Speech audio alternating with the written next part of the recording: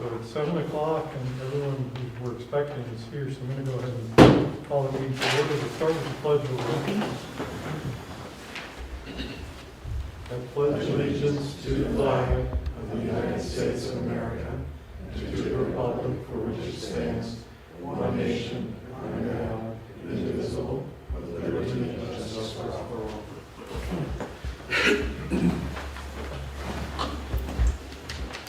Okay, so welcome everyone to the May meeting of the Union Township Planning Commission. Roll call, please. Albrecht. Here. Buckley. Here. Gross. Here. LaBelle is excused. Black. Here. Shingles is excused. Squadrito. Here. Theron. Here. And Williams. Here. You got 7 here. Okay, thank you. That is a quorum, so we can proceed. So, next item is approval of tonight's agenda. So you have the agenda, you'll hopefully have received your packets. We've got some 4 new business items and 1 carryover item. Are there any other items that anyone's aware of that needs to be on tonight's agenda? We'll have all the usual comments and those sorts of things. If not, I'd entertain a motion to approve the agenda as prepared. Move to approve. Support. So a motion by Gross, second by Theron to approve tonight's agenda. Further discussion? All in favor of approving the agenda, please say aye. Aye. Any opposed? Motion carries. We have tonight's agenda. Next item is approval of the minutes. We last met on April 19th. So you have tonight, the April 19th minutes. Are there any corrections to the April 19th minutes? On the Christ Oil proposal, there should be 8 yes votes instead of 9. Remember, I recused myself. Good point.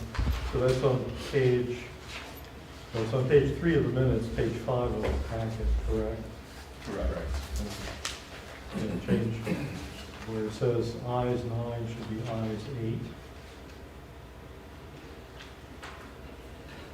Motion by LaBelle with Gross support.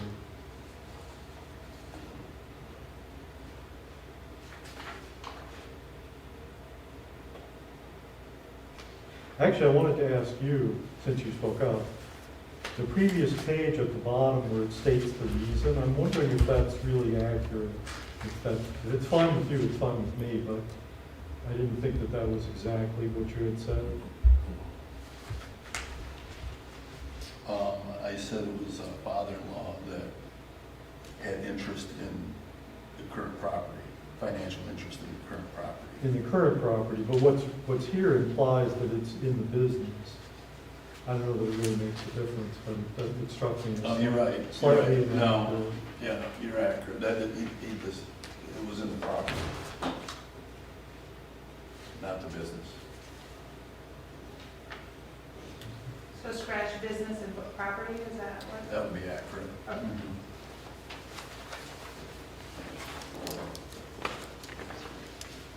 Anything else?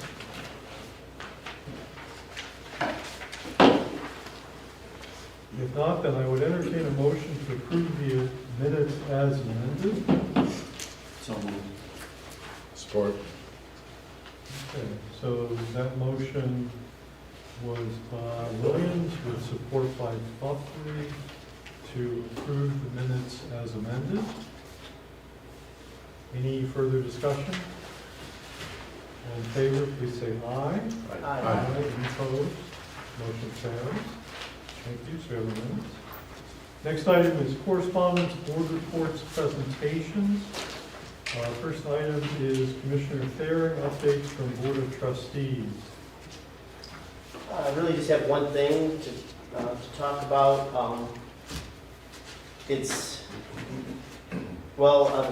I wrote it down. The Board of Trustees would like the Planning Commission to know that we have had a brief discussion on a possible park at the corner of Deerfield and Mission Roads. It would also serve as a trailhead for the pathway from Mount Pleasant to Shepherd. And if the Planning Commission would decide to have any discussion on this park, the Board of Trustees would be interested in hearing the feedback.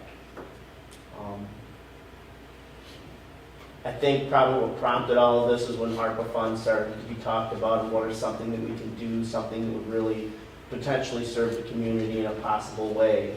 And Trustee Howe can kind of mention something about that property. A few of us have walked that several months ago. So we just, a real brief discussion, no deep discussion. I think that's something that's up and coming. As a board, though, we always would like to hear feedback from the community, especially the Planning Commission. This is something that we're working on with the, just recently talking about parks.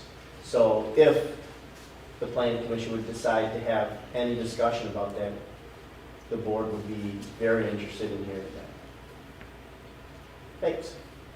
What intersection was it again? Deerfield and Mission, Old Mission. So we're an Old Mission party store. Yeah. The township owns kind of like an L shape behind that. I see. It's all brush and, Yeah. you know, it's really hard to walk through. Yeah. But you can. Yeah. So it's quite a few acres there. Do you There's know other, roughly how many acres? you know, I don't. It's on one of our maps that we're going tonight, you can see that parcel. I'll get that for the next meeting, because it's not small, I can tell you that. It would be quite large. It would probably be an improvement to the area and the people that live in that particular area, along with anyone that might like to use that trailhead, so. There's no other parks anywhere close, is there, to that? I'm sorry? There's no other parks anywhere close to that. No, there is not. So that was kind of, you know, I give credit to Trustee Howe for kind of Yeah. starting the conversation, so. Well, the parks get good participation from what I've seen when I go to them, so I can't imagine that wouldn't also get some good participation from people. I would offer an opinion as a novice biker that would like to ride that trail, that's a conversation that some of us had even this week about where do you park if you wanted to ride the trail. Okay. And that, you know, it's, well, you can park at the old shoemaker building across the road, well, no, you can't. You know, you, Right. well, they let you park and see it, well, no, you can't. And so it would solve the problem. It probably would, you say there's no park south of Right. that end of the township. But that's just my opinion. Was there discussion of a children's play area in that location as well then? You know, the discussions were so brief. I think we were hoping that as we start, maybe potentially start discussing ARPA funds and if that's something that can be used towards that, or just in general, we as a board have decided we'd like to continue, get into a deeper discussion. It was about as brief as I am with you right now. We're all kind of excited about the discussion. We just haven't had it yet. So that's where, you know, comments from Commissioner Gross and Williams and anybody, we would sure like to hear from anybody that would have any thoughts on that. I would think with the housing that's down there, with the apartment complexes, a play area for kids would be Yeah. a really valuable thing to Okay. have in that locality. Yep.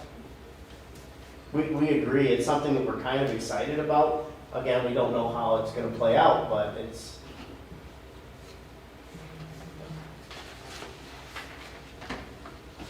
Thanks.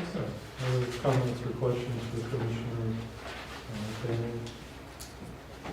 All right, so if we have time later this evening, or perhaps if our next agenda is relatively light, when we can put that on as a discussion item. Next item is monthly updates from Zoning Board of Appeals. We have not had a meeting in the past month, and we do not have a meeting scheduled for June either, so looking like maybe July at the earliest. Any questions for Commissioner Buckley? Next item is shingles updates from Sidewalks and Pathways. I know they did meet, but unfortunately Stan couldn't be here tonight, so unless anyone else knows anything, I think we'll have to probably defer that to our next meeting. And then I don't think there's anything else to report per se, but I will just remind everyone that Peter sent out an email about an upcoming training that has both an in-person in Frankenmuth and an online option. So if anyone is looking for, and it's Introduction to Planning and Zoning, correct? Yeah, so if anyone is interested in that, get back to Peter and he can register. Okay. So next item is public comment. So in every planning commission meeting, towards the beginning, we have a general public comment section for comment on items that are not on the agenda. So we have 2 public hearings tonight, so anyone who's wanting to speak at the public hearing will have ample opportunity to do so once we move to that. This public comment is for items not on tonight's agenda. So if anyone would like to address the planning commission on any item that is not on tonight's agenda, they're invited to do so at this time. We ask you to give us your name and address for the minutes, come to the podium and speak into the microphone, and limit your comments to 3 minutes. So public comment on items that are not on tonight's agenda are open at 7:12 according to my watch.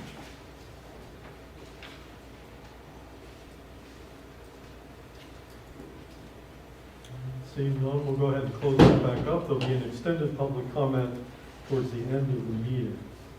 So at this point then, we're ready to move on to the new business items.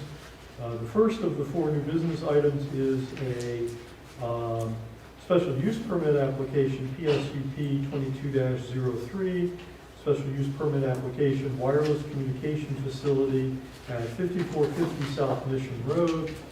So we will have an introduction from Township staff, then we'll have the public hearing, and then we'll hear from the applicant, and we'll move to deliberation. Well, thank you very much. Everybody should have a copy of our report dated May the 8th and a copy of the plans. This a housekeeping item. You'll note there is just one report that covers both the special use permit and the preliminary site plan application we'll be discussing next on the agenda. The reason we did that is that wireless communication facilities, cell towers, are a special creature. They are our authority to regulate them is partially preempted by both federal and state law.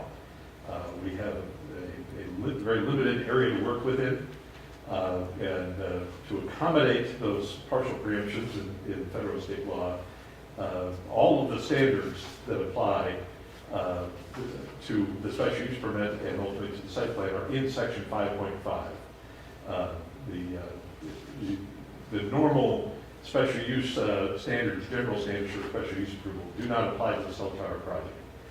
So the standards that you see here in the table in our report are the special use standards. And as I said, because there's such overlap with the site plan, we just put the reports together in one and address them that way. You will be taking 2 separate actions, one on the special use permit application and then a subsequent action on the preliminary site plan. But because of the overlap, it was easier to structure the report together in one. This is for a new cell tower, 195 feet plus 4 feet of lightning rod. So under 200 feet, it does not need to be lit under FAA rules. No lighting is proposed in the tower. As said, in our report, we noted that the plans and materials are missing some details, but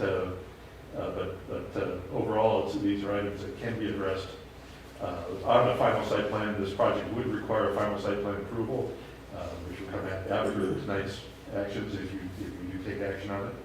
The one item I would note is that part of this partial preemption, as we note in our report, is that we have a time frame to act on the special use permit. And we have 90 days from the time that the application was determined complete, which was done by staff. That's a staff process under the state act. And so basically you have through your July meeting to act on the special use permit. You're not rushed, but we do have to keep in mind a time frame by which a final action has to be given on the special use permit. I think those are the main items I would cover at this point, the introduction. Other than that, I'm happy to answer questions as we go along. Okay, thank you. Any urgent questions for Rodney before we move to the public hearing? I just had a couple of questions, maybe, and I'm not sure that you can answer these, Rodney, but 5 years ago, AT&T wrote a letter to the SBA, right? That was put in the packet, basically saying, we'd like to renegotiate, but I didn't see a response unless I just missed it. So is the SBA saying no go? Okay, I agree, yes. Okay. I was going to say, when we get, when the Okay, I can wait. okay. I got a couple of those, and I think I'll just wait on those two. I suspect you can answer those in detail, but I appreciate the opportunity to come back up again, because I did neglect something very important. I thought you did. As much as a video as anything else, and that is that this tower is located, or proposed to be located, on South Mission Road, just south of the mobile home park that's there, the Summer Hill Village Mobile Home Park, just south of Deerfield Road, by about a half mile or so. It is a new tower, but as you said, it is proposed to be going up next door, property next door to an existing tower owned by another company. And the AT&T tower, the AT&T antenna that's proposed for this tower would replace the AT&T antenna that's the only antenna on the adjacent tower. So I think that gives a basic background for both for you and for those that may be watching later. Okay, thank you.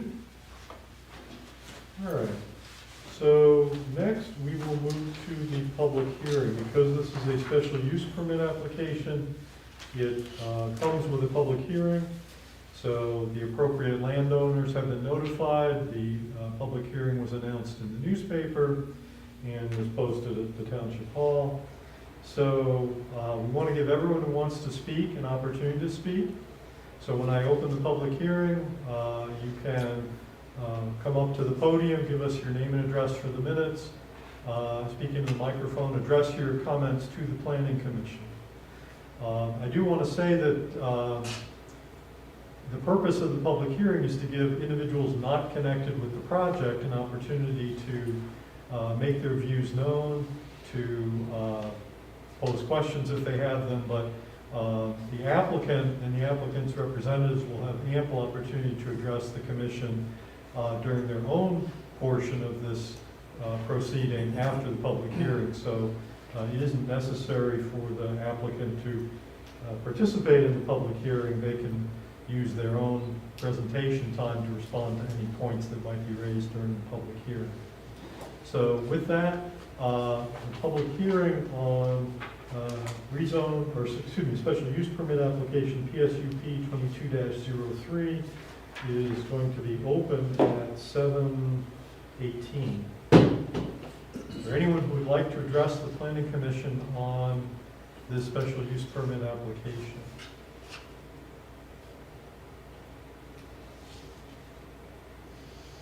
And were any written comments received?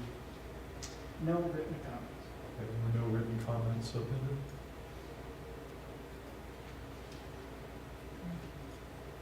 So as we always do, we'll wait a couple minutes or so just to make sure anyone who wants to speak has that opportunity. Listen for squealing tires in the parking lot, those sorts of things.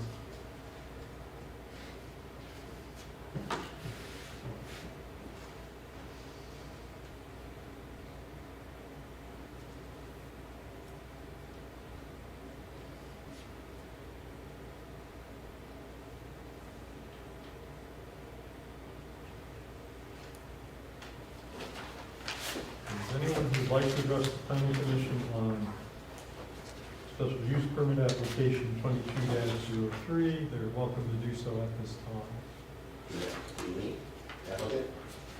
No, you're still in the public hearing.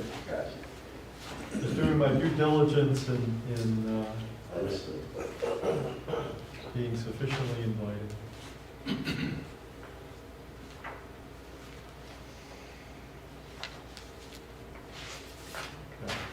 So, as I always say, if anyone, once I close the public hearing, if anyone runs in the door out of breath, we will do our best to give them an opportunity to speak, but As of now, let the record show that no public comments were offered at the public hearing, and so I'll go ahead and gavel that closed at 7:20.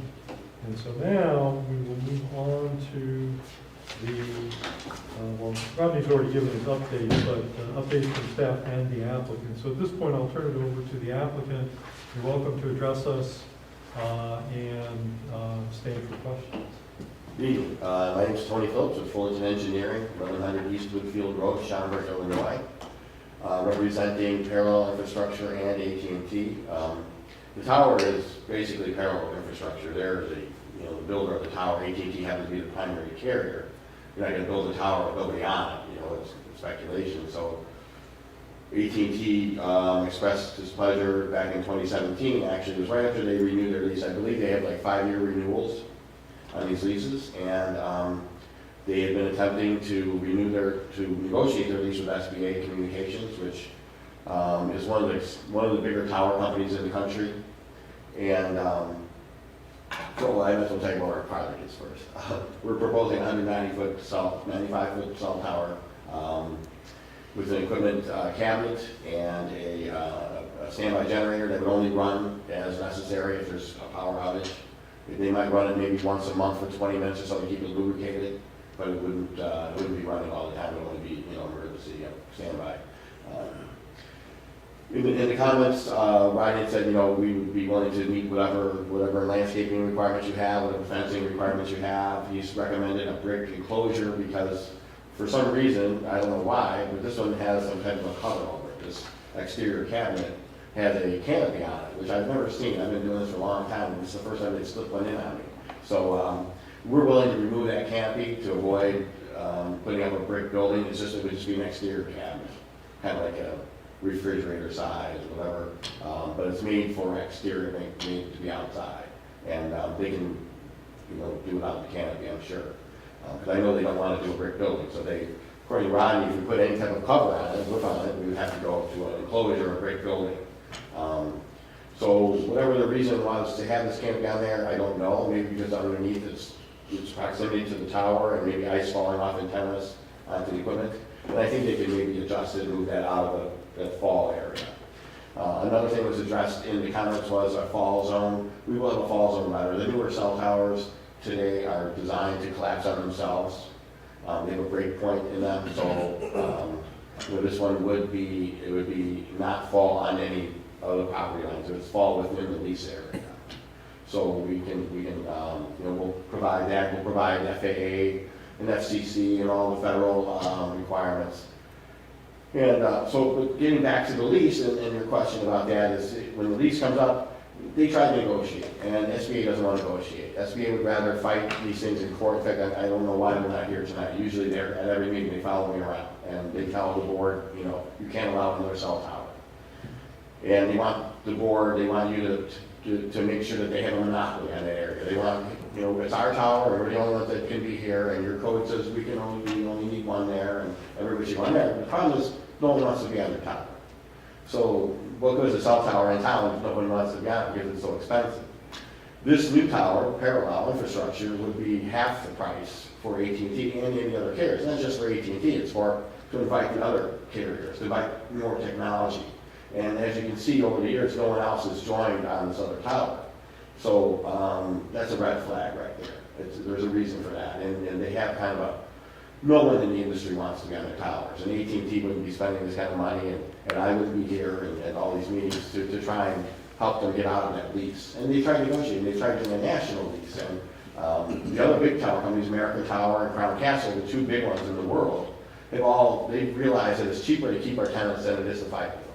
So what they did, they renegotiated their master lease nationally so that the tenants have what they call real estate rights. So when it goes from 4G to 5G and from 5G to 6G, they can go up there and work on the antennas and add new antennas without paying extra rent.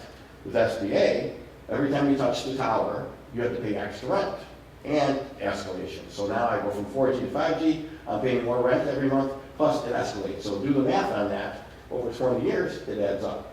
Multiply that by 10,000 towers across the country, and who do you think pays for it? Consumer does. We do. They don't pay for it.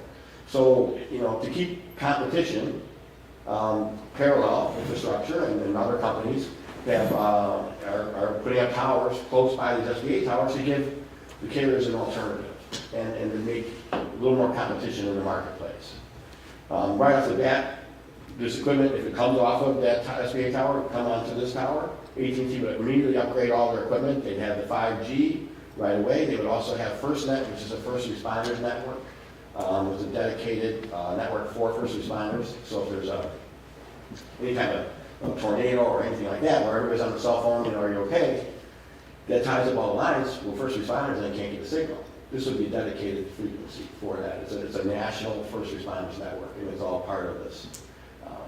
So that would be right away. And then it also would encourage technology, encourage other carriers to come there, because now you've got an affordable support structure that they can go on. So now, right away, you can bring new technology to town. And there's companies like Comcast and Dish Network that are doing strictly 5G, like internet. They call it the Internet of Things. And they're looking for homes. They're looking for places to co-locate on and towers, but they're very frugal, so they don't want to spend a lot of money. So if you have a structure that's a little more affordable, they might be more apt to come into town. And what they do is what they offer is like a utility type of internet, like Wi-Fi type thing, that, like for driverless cars, which I'm not in a big hurry for that, but maybe driverless trucks on the expressway, just keeping them one lane. But like Public Works, when the garbage cans are full, it sends a signal back to the shop. Hey, garbage can is full at the park. Go empty it. That type of thing. So it's kind of utility type of thing. Also, farmers can use it for their monitoring the moisture in the fields, things like that. I'm learning more every day that the farmers use the internet quite a bit now. So they're very anxious to have this type of technology upgraded. But that's about it. I'd be happy to answer any questions. I know you're not representing the SBA tower, but I'm just curious, if it's 180 days of non-usage, they have to take it down. Is that self-monitored, or does somebody have to? That would be up to, The the township. building or the township, I mean, honestly. Normally the property owner enforces that. Like if I've got a tower on my property and there's no rent coming in, well, now the tower owner has to keep paying me. So he's gonna take that thing down because he doesn't have to keep paying me. Now in this case, SBA bought this parcel. They own this piece of land. Right. So they're not gonna tell themselves to take the tower down. They're gonna keep it up there as long as they can to see if they can't encourage someone to come on there. They've had plenty of time to get somebody else on that tower, and it's not happening. And this is all over the country. They have towers with one carrier on it because no one else wants to be on it. And that one carrier, in many cases, has been AT&T, because AT&T has been around for so many years. They were one of the original ones with cell phones that they're on all the older towers. And SBA bought all these towers in like a bulk sale, bought these from little individual tower owners. Local guys that put up maybe 3 or 4 towers in this area and whatever, and then SBA bought them in bulk thing. Well then now AT&T is stuck with a landlord that they didn't really want, and they're trying to get out. And they've expressed their displeasure. They've given them opportunities to negotiate, and they would rather fight it. They'd rather come here, and I guarantee you, if you were to approve this tonight, they'll come in here next week and say, you shouldn't have done that, and I shouldn't have been at the hearing. I didn't get a proper notice or whatever, and this is their plan. And I think their new plan, usually they show up at the meeting and drop like a 50-page opposition package and say, you gotta look at this first and don't make a decision tonight. And now the board says, oh, wait a minute. We got something new here. We can't make a decision tonight because we've got all this new information that just came in. We better look at this. That's usually what they do. Now I think what they've been doing is waiting to see if the board approves it or not, saving their energy to see if it gets denied. But if it gets approved, then they'll come in and they'll appeal it, because they can appeal it after the fact. They've got however many days to appeal the decision, whether they're here or not. So I wouldn't put it past them to do that. They're saving money on attorney fees. I think they're running out of cash fighting these things. And so what they're doing now is just showing up after the fact, if it gets approved. Which is why I asked you about proper notices, because that's one of the things that they checked to make sure the notices were done properly. We had 2 projects already in Michigan where the jurisdictions were sending out the notices and they weren't done on time. They weren't in proper notice. We had to have a hearing all over again because SBA challenged the decision. They want FOIA requests and we had to provide that information. So I wouldn't be surprised, but at the end of the day, you have to do what's best for your township, what's best for your community, and having a support structure that invites and encourages technology versus a support structure that's old, and that's the other piece of it too, this thing's failing. I don't know if you saw that in my report that provided, but it was originally failing on both counts. Foundation and tower were failing. We did some modifications on it. AT&T is the only carrier on that tower. If this thing's failing with one carrier on it, what's going to happen if you try to put anybody else on there? It's not going to work. And what they usually do is when the tower needs modification, sure you can add more steel and you know, they usually pass that cost on to the tenant. If a new tenant comes along, Verizon want to go on that tower, they'll be, okay, we'll put you on there, but it's not structurally sound, so it's going to need $50,000 or $100,000 worth of modifications, and that's on you. So it's not an inviting situation, which is what you deserve. And now, especially with people working remotely and children working remotely, schooling, remote schooling, all these things, you want the most technology you can get. People are getting rid of their landlines. This is, it's critical infrastructure. You want people to be able to communicate. And that's it. I'll be happy to answer that question. Well, I'm not against the upgrades, I'm just concerned we have two towers within 2,300 feet of each other, and so is the township the governing body that tells? Yes, it's your ordinance you have to enforce. I mean, we can't. They need to take it down. We They would have to can- do it for the If 180 they days don't without do that tenant. after 6 months, we could take, I see in there, we could take it down and then bill them, does that ever I occur? would have to ask Rodney. Rodney, is that? I'm happy to answer it, but Okay. I'll answer that All right. following the applicants. Okay, then, What, did you mention, what's the age of the existing tower, and what is the typical lifespan of a tower like that? Well, a tower can last a long time. It's steel, and it's galvanized steel. It can last a long time. It's an older tower. I'm not sure exactly. Usually, most of these, I think, were 98. I think somewhere around there, 98 to 2003 in that area. The ones that were at AT&T's coming off of, it's been generally the age. But you can. I mean, they can be upgraded, but you have to spend a lot of money upgrading. Yeah. The foundations start failing, things like that. So now you have to beef up the foundation. This tower right off the bat would be ready to go for 3 carriers on it instantly.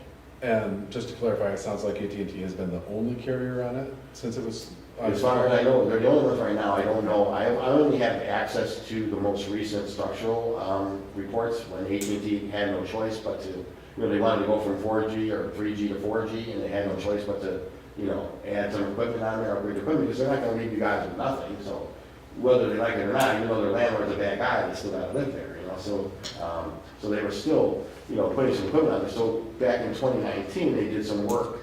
And that structure, the first one they ran, failed on both counts. They did some modifications, brought it up so that it could support it. The foundation, I believe, now is at 68%, so they did something with the foundation, but the tower's already at 102%, even after the modifications, which 105 is the max.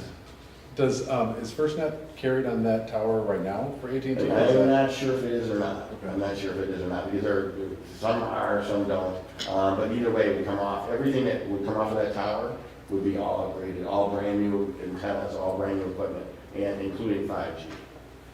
And when you mention like Comcast and the other carrier just for internet, is that, there's room for 3 tenants essentially on that tower. Is there a difference between like somebody who's just providing internet versus like a traditional They use cellular about the carrier? same amount of space. Okay. Their antennas are about, they don't have as many, like Comcast only uses 3 antennas, where Verizon would maybe have 6, T-Mobile might have 6. So they would take up the same space, that RAD, what they call RAD center. They have to be like 10 feet apart. So this tower here, because your ordinance says 195, under 200, whatever, comfortably fits 3. You could probably put one more underneath it. You could put a 4th. If it's a local, maybe, like a county, like communications or something like that that doesn't need, distance, or maybe even Comcast, because depending on where they go, they might want to be closer to ground level, So some applications, some companies want to be down closer to the ground, some want to be up high. So, but right now it's made for 3 full-size carriers. So like Verizon and T-Mobile could jump on there immediately and be there with AT&T if they need coverage. And Verizon was part of our package originally when we started doing this. It was AT&T and Verizon on the drawings. In every meeting, we were doing a tandem. We were jumping off the towers together. And then Verizon they got tired of doing this, they said, you know, we'll just stay in the car, we'll let AT&T do all that, AT&T do all the heavy lifting, and when you get those towers approved, then we'll jump on it. But they were originally part of this, because they're not happy either. I interrupted you, I'm sorry. Oh, no, and I think I know the answer, but in terms of, the cost savings to the carrier probably doesn't translate to any direct cost savings to consumers. It's, overall, as they start to get on cheaper towers and cheaper leases, I suspect that that creates more competition for discounted services to consumers, but then there's no direct. No, but in the long haul, and it's more about, I think, the technology being upgraded faster. Because what happens is, on the SBA tower, it takes 6 months to get the paperwork through just to go in and add and upgrade their equipment, not to mention the extra costs. So immediately, you have a tower that is going to be upgraded whenever it needs, when it changes from 5G to 6G, or if there's any new technology, they'll go on and they don't need permission. It's all part of their lease. It's called real estate rights. They can do whatever they want at that rad center, that they own that real estate. Their rent won't change, other than normal escalations, their rent won't change. They don't have to fill out any extra paperwork. All they have to do is get a structure report that says that, you know, the tower is structurally sound, to protect everybody. But other than that, they don't, you know, it encourages, you know, future technology is the case. It's not just what I say, but savings eventually will be passed on, because if you do it enough times, it'll save the money, or it'll put it back into, you know, research and development type of thing. I have one more question, but I don't want to take up other people's time if they have questions.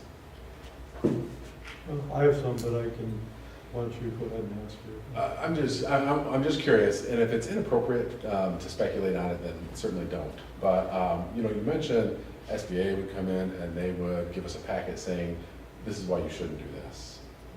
What might they say? I mean, why would an additional tower be negative for this area?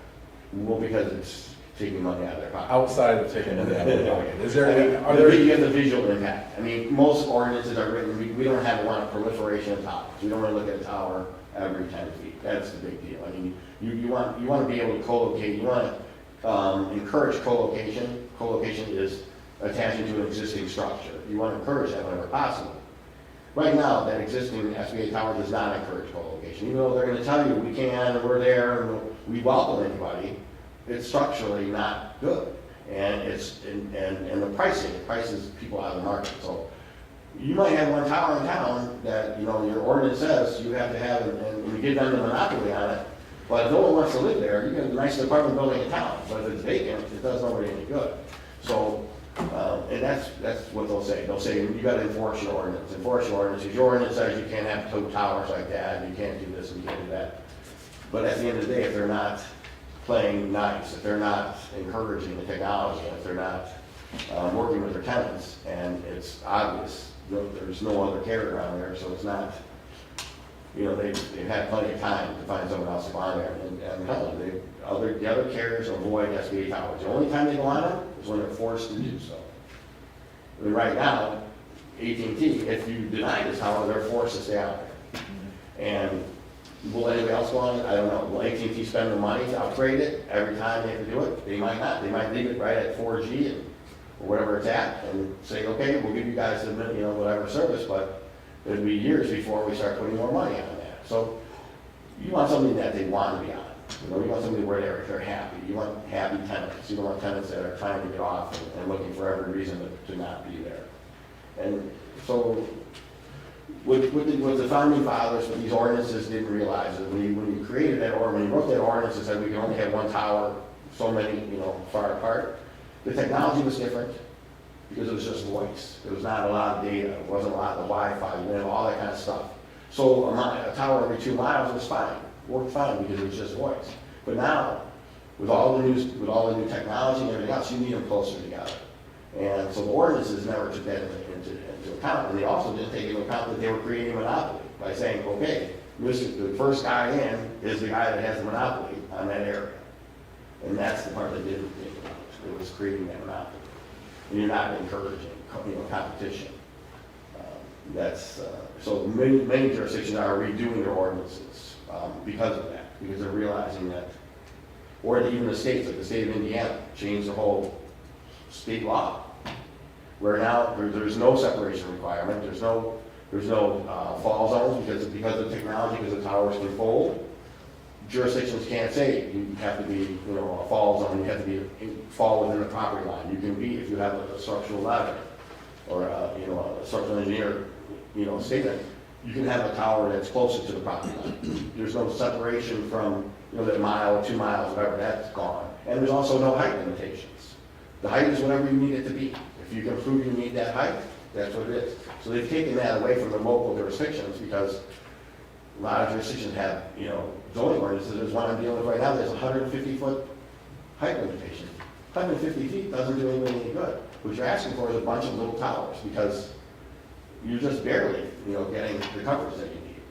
So, but that's neither here nor there. It's just, but the ordinances many times are restrictive and are the reason why, because they're not changing with the technology. Let me ask you a couple questions. So, how many towers would AT&T have or need to have how large of a geographic area is serviced by that tower? It's just a couple miles.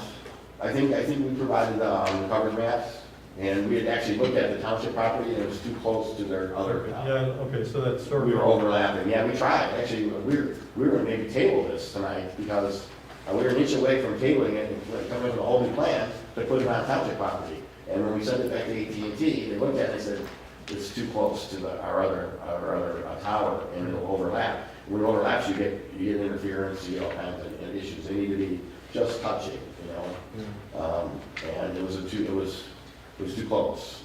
We tried. I tried. Believe me. And then I noticed that our ordinance, I don't think has a lot of those restrictions that you're talking about, but it does have certain requirements. And one of them is that the tower has to be constructed and not have guy wires.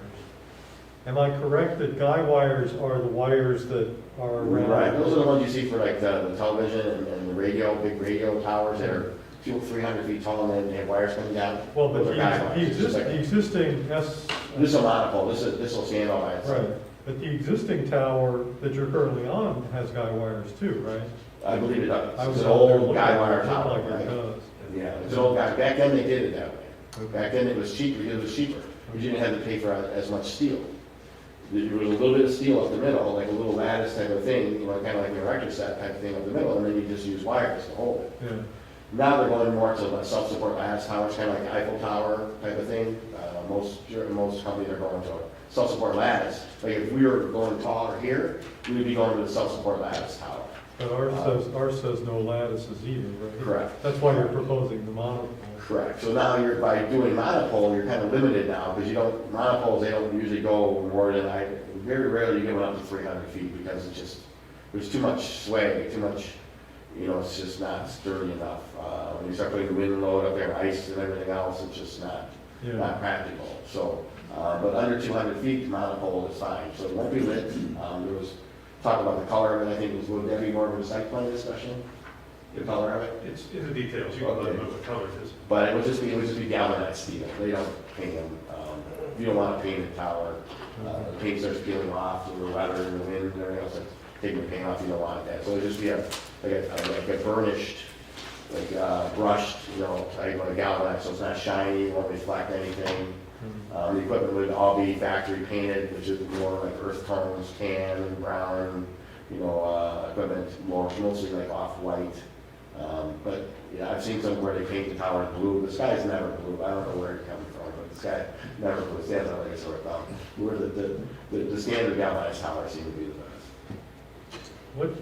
What speed of wind is it designed to withstand? This one, I believe, I don't know if I have the structural within that or not. It'll be the latest Rev G, which would be like 100, at least 90 mile per hour, at least 90. If not, maybe 100. I don't know which, if this is going to be done with Rev G or not. Rev G, I think, it'll be the latest, whatever the latest structural codes are. It'll meet or exceed that. And you say that it's designed to collapse on itself? It would bend. they have, it would bend. There would be a break point in it. So that like all the weight is up at the top, that all your heavy stuff is up there. So maybe down, 2/3 down, there'll be a spot in there where we'll put like a weak point so that if it really got bad, it wouldn't tip completely over and fall on the property, adjacent property line or a building or something like that. It would basically bend on itself. So it would stay within that use area. Hmm. Questions?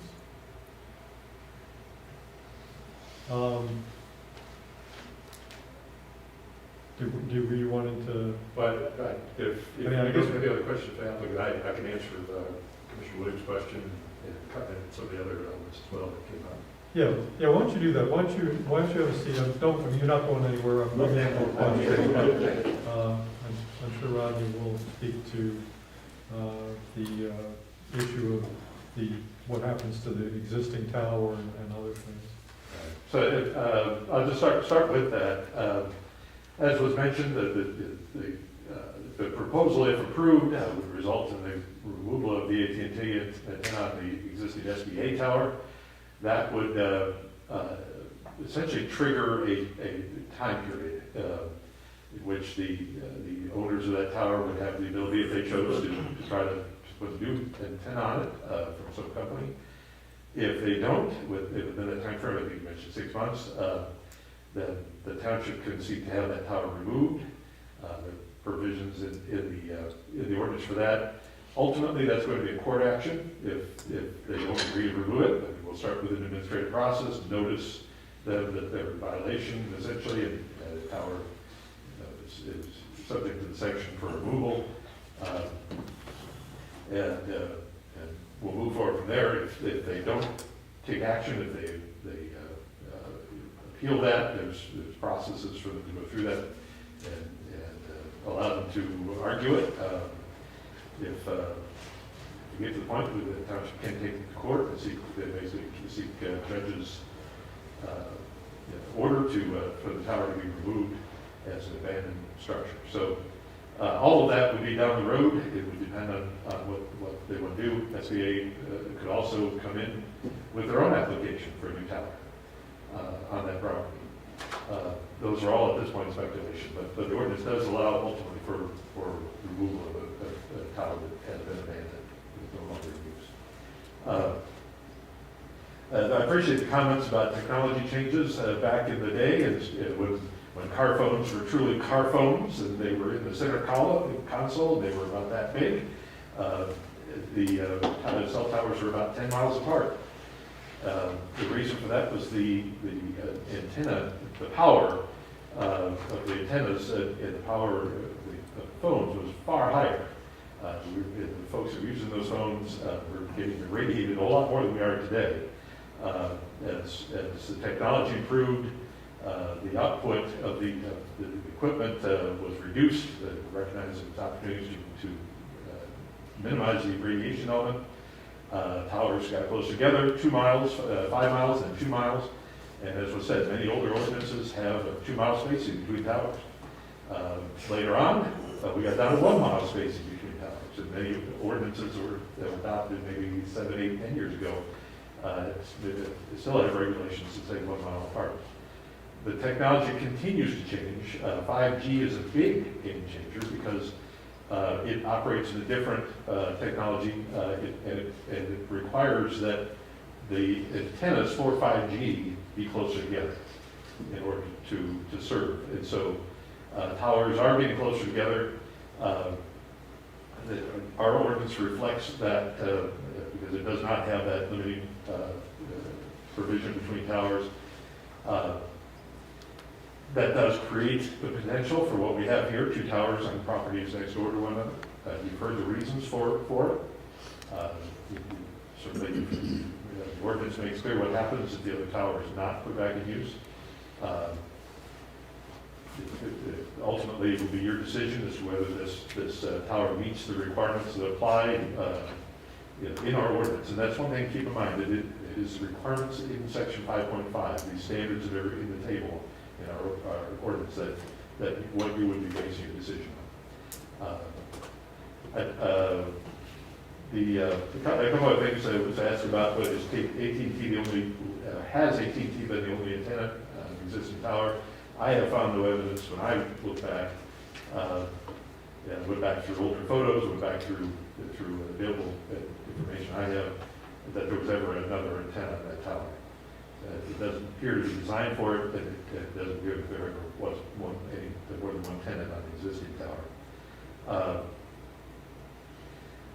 I guess one thing I'll mention is the applicant did talk a lot about Indiana law. Michigan law is different. It does give you, as you said, a little bit broader authority. I can certainly see it at a time when there might be an effort to do somewhat more like what Indiana has done. Fortunately, we're not there yet. Fortunately, we have legislation that respects, at least at a basic level, your ability to choose and to make wise choices for this community. There have certainly been efforts to create a place that we are preempted partially. We have these time limits. We have certain areas we can look at and other areas where we can't. Much of that actually comes out of federal law, though. Michigan law does give you the ability to look at this within this framework that we have in our ordinance in section 515. It started out this way. I wanted to cover a couple of details from our report. We hit on a couple of points. I have a question, and maybe I just didn't read the material properly. Is there a minimum, like if that tower, put up another tower and AT&T leaves, is there a minimum standard or requirement that they have so that they can say, well, this tower is still in use, so we don't have to abandon it? You know, can they put up a CD antenna and say, well, it's in use? Yes, if the tower is being used, if there is an antenna on there that's operating, and they demonstrate that, then yes, it would satisfy. So there's no criteria for what they have to consider to be still in use? As long as there's a functioning antenna structure up there that is in use, that would be the requirement. Real quick, along those same lines, in terms of the exhaustion of the 180-day limit, if we were to approve this special use and it's suddenly 181 days, SBA essentially starts from scratch, correct? They couldn't simply come in and say, we have an existing tower that's already built, we've had prior permission to use this, and so we're leapfrogging that process essentially to essentially restore usage. They would start from scratch, have to get permission to use the tower and that sort of thing. Is that correct, or am I? That is not correct. That's not correct. It's not correct both in the law and also from a practical standpoint. The existing tower is the existing tower. As was mentioned, for any new antenna cluster to go on that tower, they're going to have to show that it meets the structural standards that apply in building code. But if they can do that, co-locating an antenna on an existing tower is an administrative process. It's an administrative permit, and permit goes to Peter as the zoning administrator, and our building official is on the building code side. There is no planning commission review for adding or changing antennas on an existing tower. So that's the law, is that we would have to allow a new antenna to go on there, as long as they can meet the requirements that apply. But that would be even after the 180 days. So. I will say this, that this is the practical side.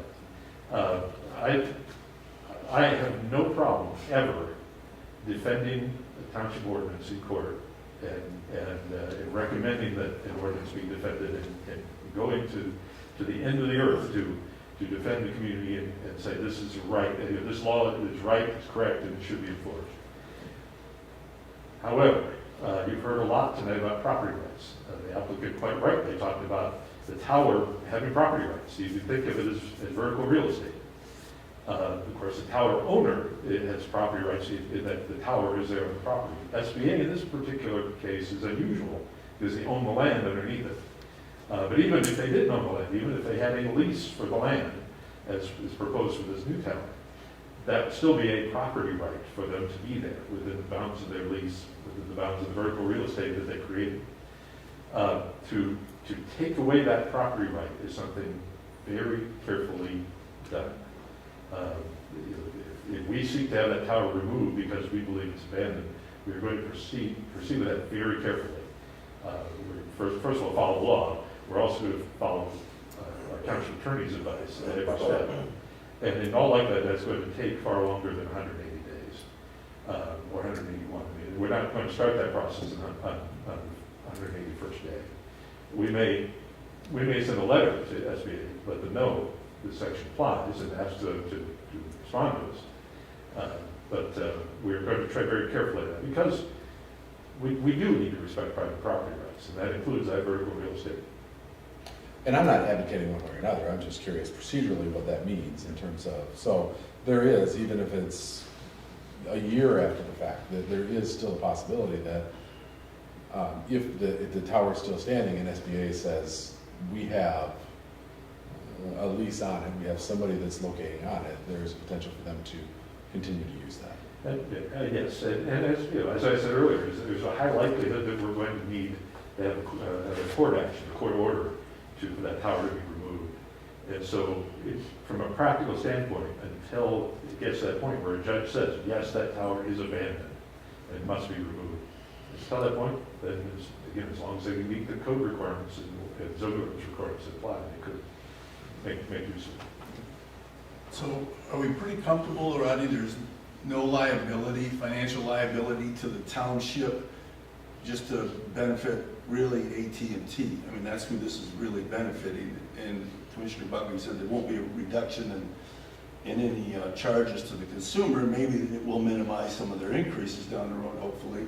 But this really is benefiting AT&T, and maybe with the 5G technology, it will help people. But is there a financial, if SBA says, we think maybe down the road might do something, we're just going to let it sit, and then all of a sudden we go to court, attorneys, and then at some point if the judge says take it down in the township, and SBA says no, and the township takes it down and bills it, is there any opportunity that this could be a financial liability to the township and the taxpayers? I appreciate Could I just piggyback on that because I wanted to ask a related question. He indicated that if we approve this, that they're likely to file an appeal. I'm trying to figure out from looking at the zoning ordinance what appeal rights, a party has to an approval of a special use permit. So is a lawsuit another potential expense that the township could face? So it is correct. There is no appeal process for a special use permit in our zoning ordinance, in the realm of an administrative action in the township. The action would be a court action to appeal a special use permit that was approved or denied. A denial of a site plan is a little different creature. That can be appealed. That's an administrative action of the planning commission, and the ordinance says that can be appealed to the zoning board of appeals, but not a special use permit. And the reason that special use permit is not appealable to the zoning board of appeals is entirely to avoid kind of second bite of the apple. The planning commission said no, but we're going to go to the ZBA and they'll say yes. And so that's why the structure is there. So yes, their appeal would be before the circuit court if they chose to do that. I appreciate the questions about liability and concern about it. One of the reasons you have the depth of information you have about AT&T's efforts related to the existing tower is because we had this conversation with the applicant and raised the same concern. And said we want to make clear, have clear documentation of the steps taken that would be part of the record. And so that's why you have a bunch of the material that you have. But I will say this, I'm not an attorney, I can't speak of the law. I can tell you I spoke to our township attorney and asked the same questions. And it was given counsel by the township attorney that this should proceed and that they're confident that we follow the ordinance and the liability is limited. I will say this, you can file a lawsuit for a very small amount of money. The filing fee is pretty low, takes some time to put it together, but even that is not a whole lot of time relatively. So anybody file a lawsuit. The question is, can it go anywhere? So we cannot base our decisions on whether we're going to get sued over something. This case, as I said, talked to the township attorney. They're confident in where we are. They're confident in our ordinance. They're confident in the situation, and confident that our exposure is limited. Just as an observation, it's interesting, through a professional purposes, I had opportunity to talk to the president of AT&T Michigan a year or two ago. And maybe to the applicant's dismay, AT&T is very big in pushing for 5G, specifically for things like self-driving vehicles. And it will be in front of the Planning Commission again, I would guess, in the future, because their next efforts are not just traditional towers, but also I don't know if you call them microgrids or what, but also being able to place 5G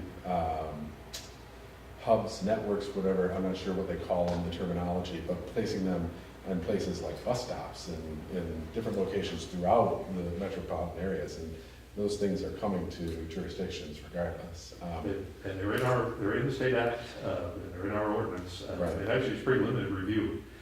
They put a pretty big piece of equipment, with very little review on things like telephone poles and Right. light poles, and as you said, bus stops and such. I didn't know if you had more. I had one just clarification question for the applicant. I think I know the answer, but I just wanted to clarify.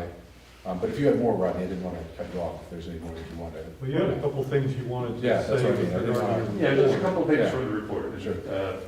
So a couple of areas where you need to make some decisions. There are two sections that kind of deal with fencing. The first one, number 2 in our report, which is on page 40 of the packet. This one, the standard harmony with surroundings. We just noted in there, this is the section that really brings in landscaping.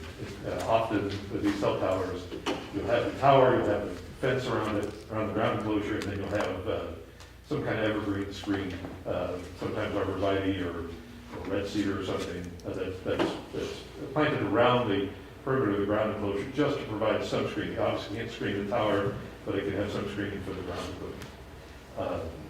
In this case, this tower is, although the property is its own business, the land is farmed, or has been farmed fairly recently, and it's in an area that property next door is zoned agriculture, for example, that it felt like this was not a good area to have landscaping. One of the challenges with these evergreen screens, first of all, arborvitae is deer salad. Okay, we don't ever use arborvitae because the deer will just enjoy it and it will be gone after a year or two. I'll be dead. But even other evergreens can be problematic. When you add in agriculture next door, it becomes very problematic because the pesticides, herbicides can damage those evergreen trees. They just don't survive very well in that circumstance. So under number 2 here, we just noted that we recommended that an opaque metal privacy fence be considered. We refer to metal because they make, we're not looking for a residential style privacy fence. This is a more solid structure. It's designed for commercial use, and it's designed for security purposes. So it doesn't need to have a barbed wire because it has technology basically set up not to be easily climbed. So we're recommending that be used for provide at least some screening of the ground enclosure. Not going to screen a whole lot. They're proposing to put the equipment up on a fairly high pedestal. So some of that equipment's going to stick up above any fence that would be there. But we felt like the opaque metal privacy fence would be a better design for this location than added screening. The other item, I'll mention color, which is number 9A, page 42. Galvanized steel is not an option. The ordinance is very specific. It says gray or white. And so it's going to be gray or it's going to be white. It'd be great. So that would be required. Item 9B was mentioned earlier about the equipment building. This is an interesting circumstance. I've also not seen a case where an outdoor cabinet has had a roof on it. How is galvanized steel not gray? The ordinance it says it needs to be painted gray or white, basically. What I will say is this, if you feel that galvanized steel will meet the requirement for gray, let the applicant know that, and he'll come back with that, and you can approve it and say it's gray. I'm not going to question that in the slightest. I don't mind galvanized steel, but the ordinance is specific. Okay, I'll have to go look at the ordinance. And so what I would suggest is that you can give that direction to the applicant tonight, that if it's your consensus that galvanized steel would be considered gray for purposes of the ordinance, I don't have any objection to it. Rodney, did you have a recommended height on that fence? On the fence? On the fence, I didn't see it, maybe I missed it. I did not put a height on it. The taller than 6 feet would be better for it not be climbable. It is taller than 6 feet. It does require a building permit. But that's something they'll be one anyway. So you could certainly set a height if you chose to.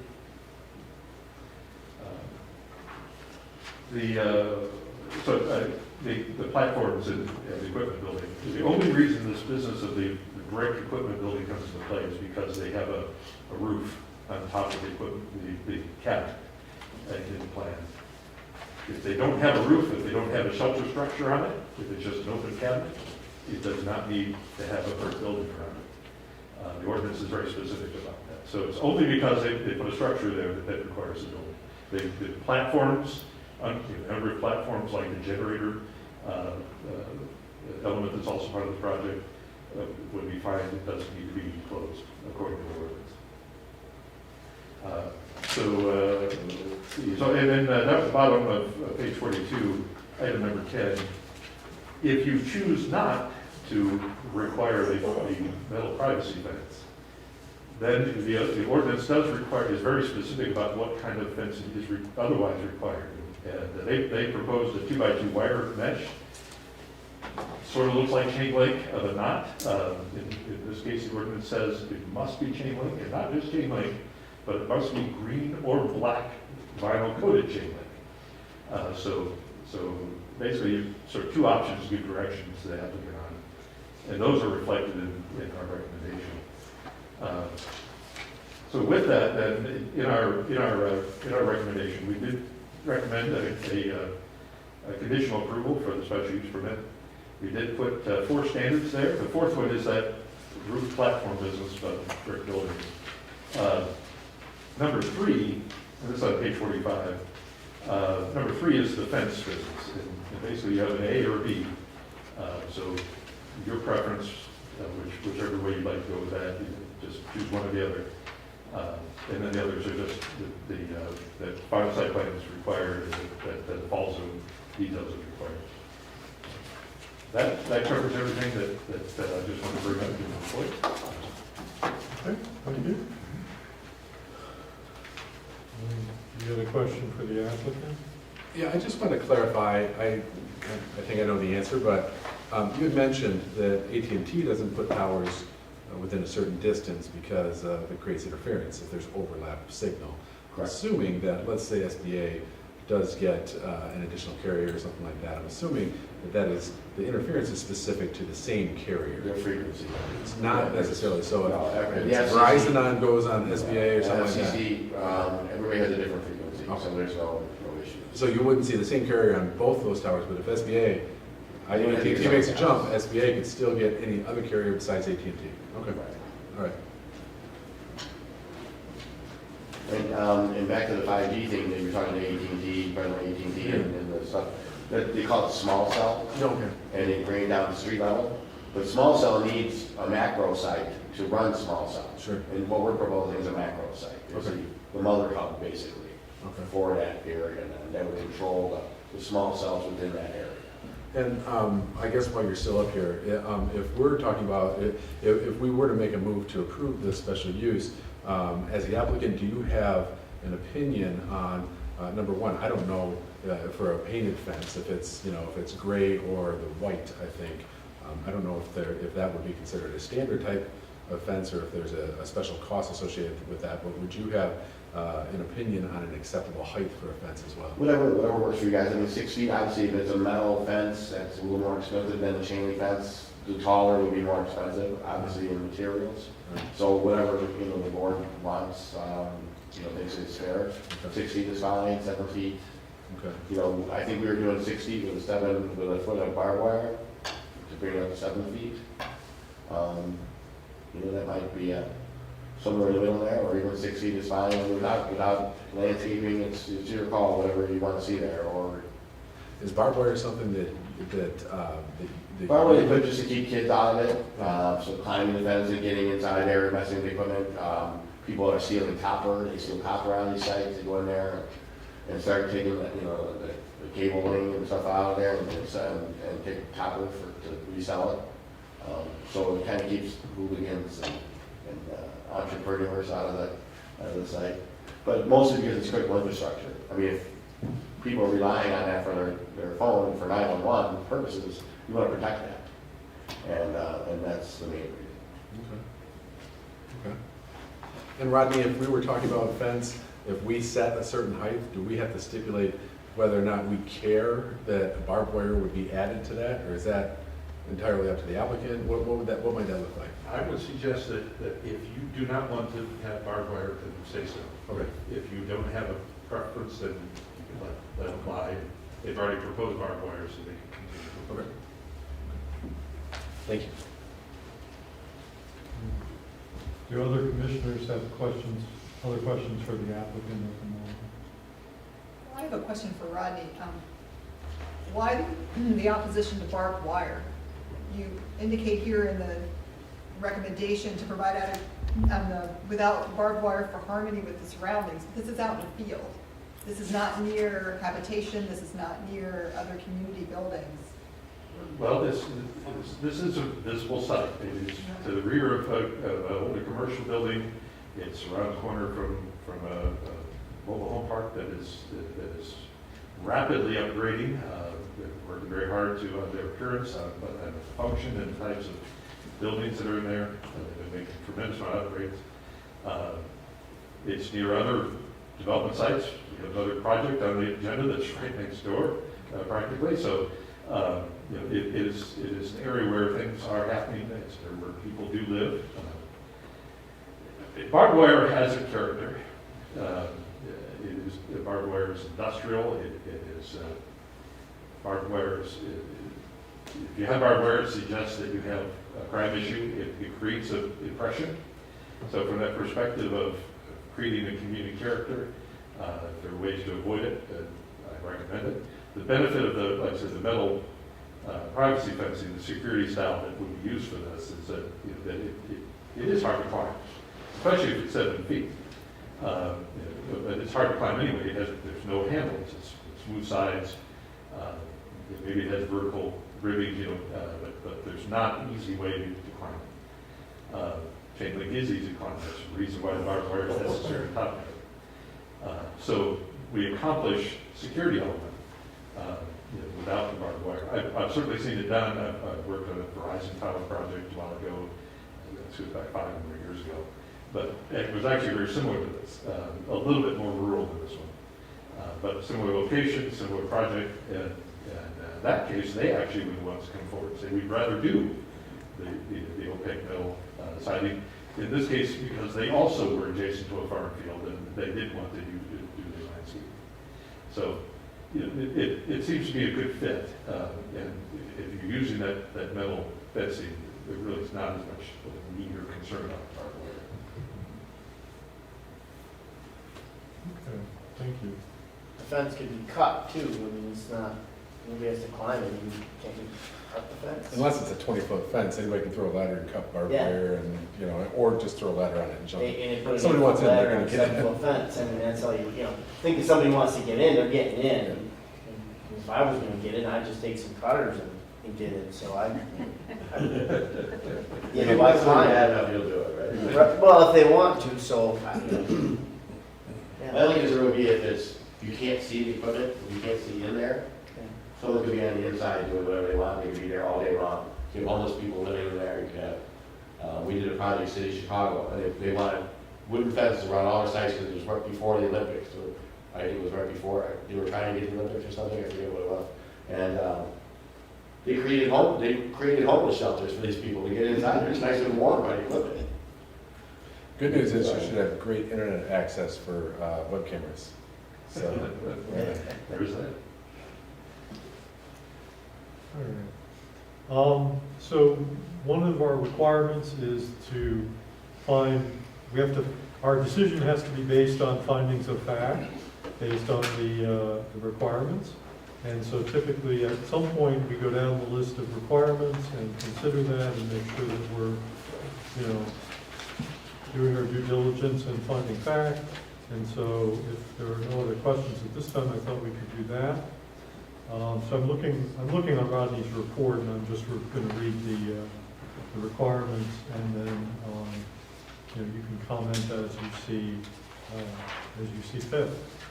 So these are the special use requirements that are specific to this type of use that are from section 5.5 of the zoning ordinance.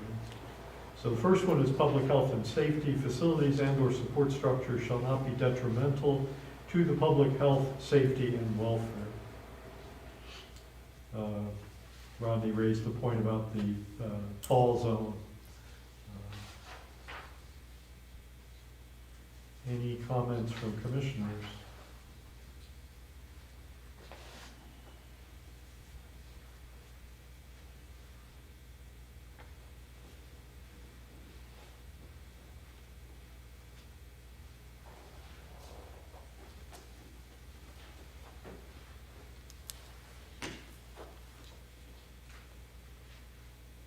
I guess I would say that I haven't heard anything that suggests to me that a new tower would be any less safe than the existing tower, perhaps. Maybe more so as a newer tower. But number 2, harmony with surroundings. To the extent feasible, facilities shall be designed to be harmonious with the surrounding areas.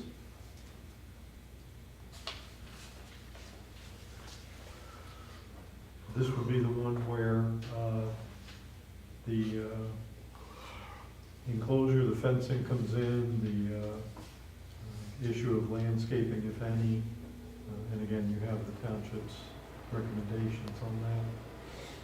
I wouldn't be concerned about landscaping.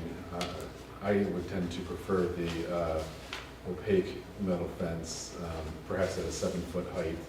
I would probably discourage the use of barbed wire as well.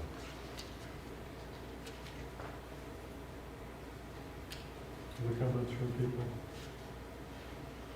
Once again, just jump in if you have comments on that. The next one is a kind of a technical. In compliance with federal, state, and local standards, wireless communication facilities shall comply with applicable federal and state standards, including requirements promulgated by the Federal Aviation Administration, Federal Communications Commission, and Michigan Aeronautics Commission. Wireless communication support structures shall comply with all applicable building codes. In the opinion of the township staff, they conform to that. Maximum height, I won't read the whole thing, but again, shall not exceed 200 feet. And this tower is proposed to be just under 200 feet.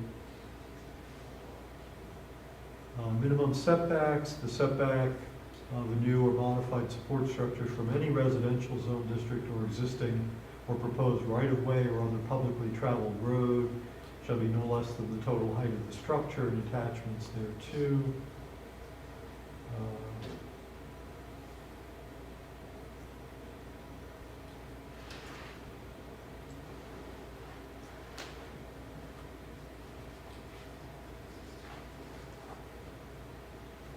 Where the proposed new or modified support structure abuts a parcel of land zoned for a use other than residential, which these do, the support structure shall comply with the required setbacks for principal buildings specified in the schedule of regulations for the zoning district in which the facility is located.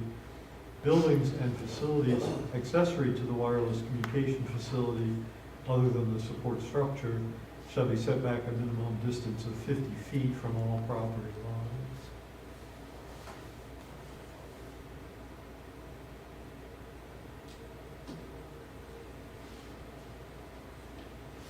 It was noted that the setback dimensions are missing from the site plan, so that would be a modification that they would want to make for the final site plan.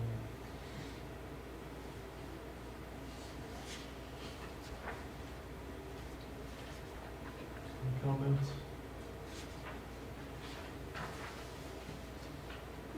Next item is access. Unobstructed permanent access to the support structure shall be provided for operation, maintenance, repair, and inspection purposes, which may be provided through or over an easement.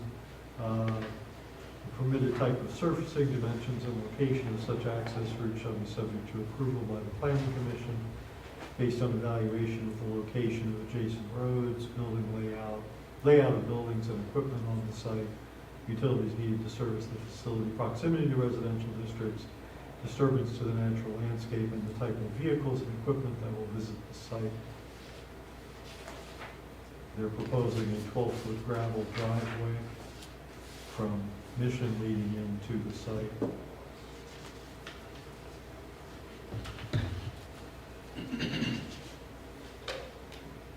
Division of property, there's no land division going to be taking place or needed. Equipment enclosure, if an equipment enclosure is proposed as a building or ground-mounted structure, it shall comply with the required setbacks and other requirements specified for principal buildings in the schedule of regulations for the zoning district in which the facility is located.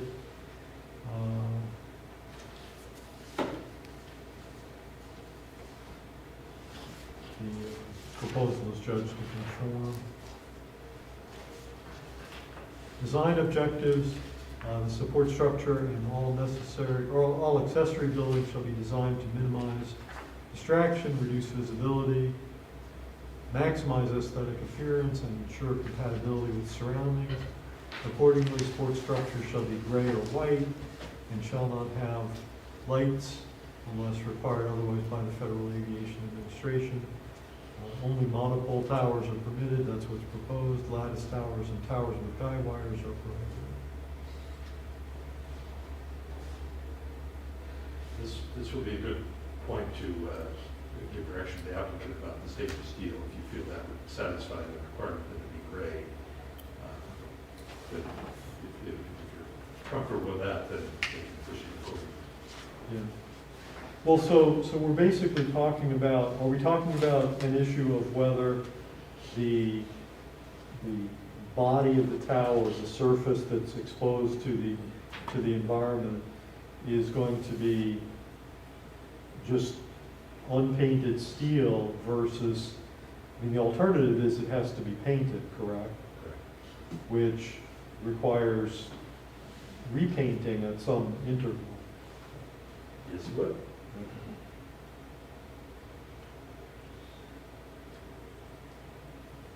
And what do people think about that? I mean, I guess I agree that steel, what's the word we use? Galvanized. Galvanized steel is gray. I agree with that. It's kind of a darker gray. But this just says gray. And I did I misspoke when I said, because I referred to painted gray in response to Commissioner Lapp. But the ordinance, this is the section, and it does not say painted, it simply says it must be gray or white. Correct. So if you're comfortable with stainless steel being gray, and I agree, it does have that. But there are many, I think it's even a novel, right? There are many shades of gray. And there's dark gray, there's light gray.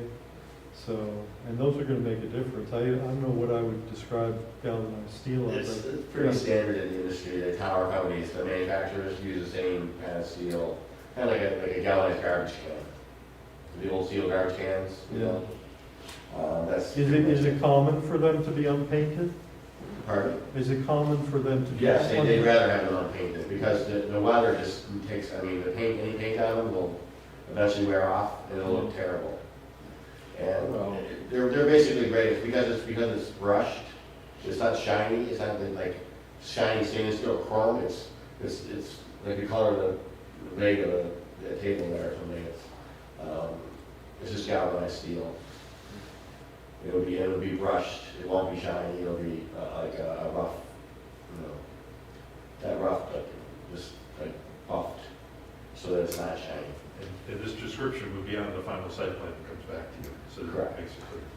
And we can, I mean, we can provide a sample or something like that. You look at any cell tower around here, they're all unfinished, they're all unpainted.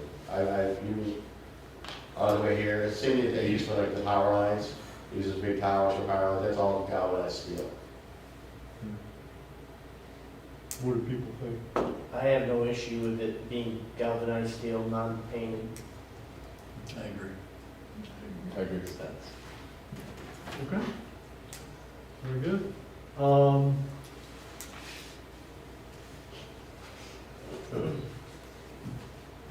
Next item, design objectives.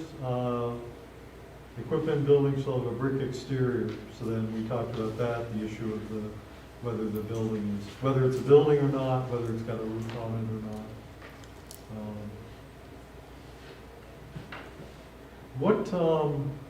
Assuming that roof is removed, then what is left? What is it? This is an exterior cabinet, kind of like you see like a transformer or something, like, you know, you would see, and, you know. So like metal? It'd be metal, yeah, it'd be like an exterior painted, off-white, light brown, you know, whoever manufacturer finish on it.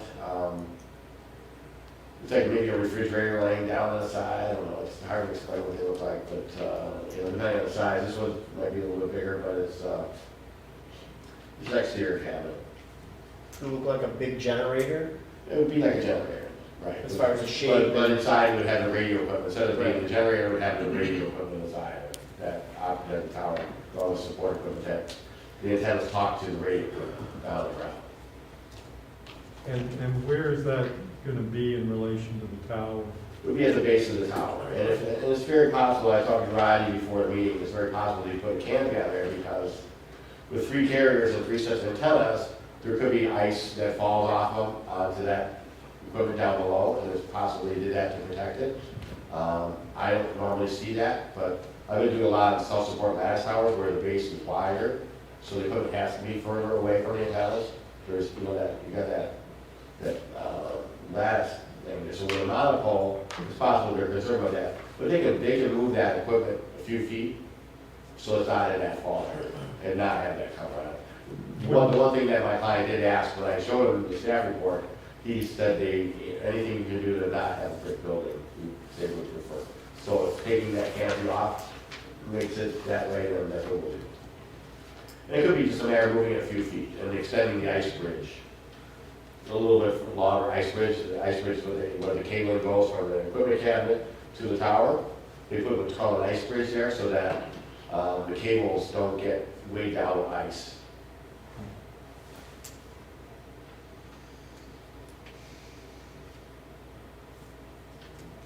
Any comments or thoughts from people on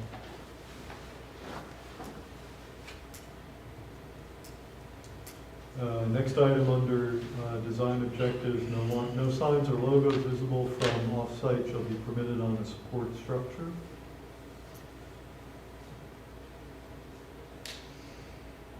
And they haven't proposed any. Fencing. Wireless communication facilities shall be enclosed by an open weave, green or black vinyl coated chain link fence having maximum height of 6 feet. Barbed wire may be permitted. So here's the point about the chain link, vinyl coated chain link versus the what we're calling solid metal, sheet metal fence.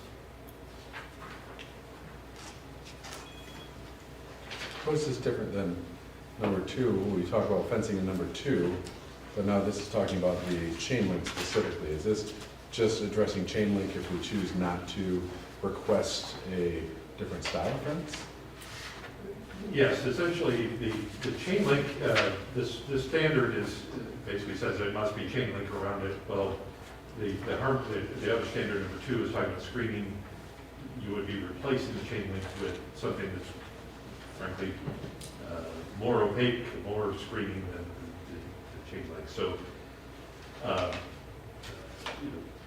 if we came down to it technically, the ordinance is, there's a little bit of a conflict here. The ordinance technically would require 2 fences. be chain link, and then outside of that would be your screening fence. There's no need to do that. So the screening, if you do require the metal fence, it would be replacing the chain link. Okay. I did make a note of that. Next time we update the ordinance, we'll deal with that little conflict. I guess I'm having a tough time imagining what this metal fence looks like. So, I assume there are posts, and then what, just a big piece of metal? Probably like the metal roof you see, the metal roofing panels, you see on the roof. Yeah. But for, Oh, right, is that what you're thinking about? Exactly, that's typical. okay. So they're kind of anti-climbing, you can't, there's nowhere to put your feet on, you can't, I mean, if you wanted to jump high, I mean, Yeah, there's always, like, there's a will, there's a way, but it would discourage it. yeah. I guess I'm trying to, I mean, I thought you made some very good points about barbed wire and the types of kind of mental, the feelings that barbed wire would convey. So I'm assuming that, I don't know, to my mind, you see a lot of chain link fences around and having the they're not that uncommon. But those metal fences, the way you're describing it, is a little less common. And I wonder what a 7-foot, because we haven't even discussed what color that would be, but does it give more of like a, I don't know, more of a forbidding or foreboding or fortressy type impression, or no? I suppose it might. Yeah, it looks more like a building, frankly, like a metal building, but obviously it's straight sides. Yeah. If you're wanting something that is not imposing, as you said, more forbidding, then the vinyl coated chain link would be more of the line of a residential style character. The nice thing about vinyl coating is it is a little bit more opaque. It also stands out more so that the stuff inside it sort of has the appearance to be less visible, even though you can see through the fence still. So that's entirely up to you. My concern is that this site is not conducive to landscaping, so whatever we do for fencing is really going to be the screening around that enclosure. Yeah. You could do wood, board on board. Like stockade fence, but board on board, so it's like not a wall, but you know, how it's one board on this side, one board on that side, so on the angle, you can look to it sideways, but you can't. Like a shadow box. Is that essentially like a shadow box fence? Correct. The only problem with wooden fences is maintenance. They're going to be a maintenance problem, just as residential fences are. What do you typically have? What, Usually chain link. Sometimes if they want, you can put slats in it. They can put the fabric, like metal slats in the chain link. So it kind of takes away, kind of does maybe serve both purposes. Gives a little more screening. Usually it's chain link with arborvitae, with landscaping around it. But like you said, landscaping doesn't always live. There's no one there to maintain it. The deer really eat it. So. It's a trade-off. I mean, a metal wall, it's gonna look like a metal wall, so look out for it, like a bunker building with no roof on it, like a shed. It'll look like a shed. But 60 feet of it, this way, 60 feet of it that way. So that's gonna be an ominous type looking thing. I don't know, is there a trade-off? I don't know, we could do chain link with slats. So you don't really see the equipment, it kind of, maybe that might be a middle ground, but it's totally up to you guys, what you want to see and what you don't want to see. It is tucked behind that commercial building, so you don't really see it. There's trees on like 3 sides of the property, and then it's tucked behind this building. So that's kind of why we left the landscaping off, because it's not really a visual, there's very little visual impact to begin with. So, I mean, we could try with just chain links here, you guys like it, and then add arborvitae later, or some kind of landscaping layer if you want it, You put that as a condition. In a year from now, whatever, you don't like it, I don't know. It's totally up to you guys what you want to see. So, Is all over the board. what's your position then on, if it's chain link, Are you strongly in favor of the barbed wire, or you're indifferent No, to the we barbed don't wire? have that barbed wire. There's many communities that don't allow barbed wire. Oh, We can go 7 foot, we go 5 foot chain link if you want, yeah. and put slats in it. We can do that if you want. They can have a fabric that goes in them, that goes, you know, attaches to like tennis courts, have that fabric that you can't really see through. I've seen that done. Okay. That wears out eventually, and, you know, the wind gets to it and stuff like that. So, you know, Rodney, I think is looking at more long-term, less maintenance. Let's go with the metal, but then what color do you go with? You know, brown, you know, tan, and you see some of this PVC fencing that looks so plastic, it's terrible.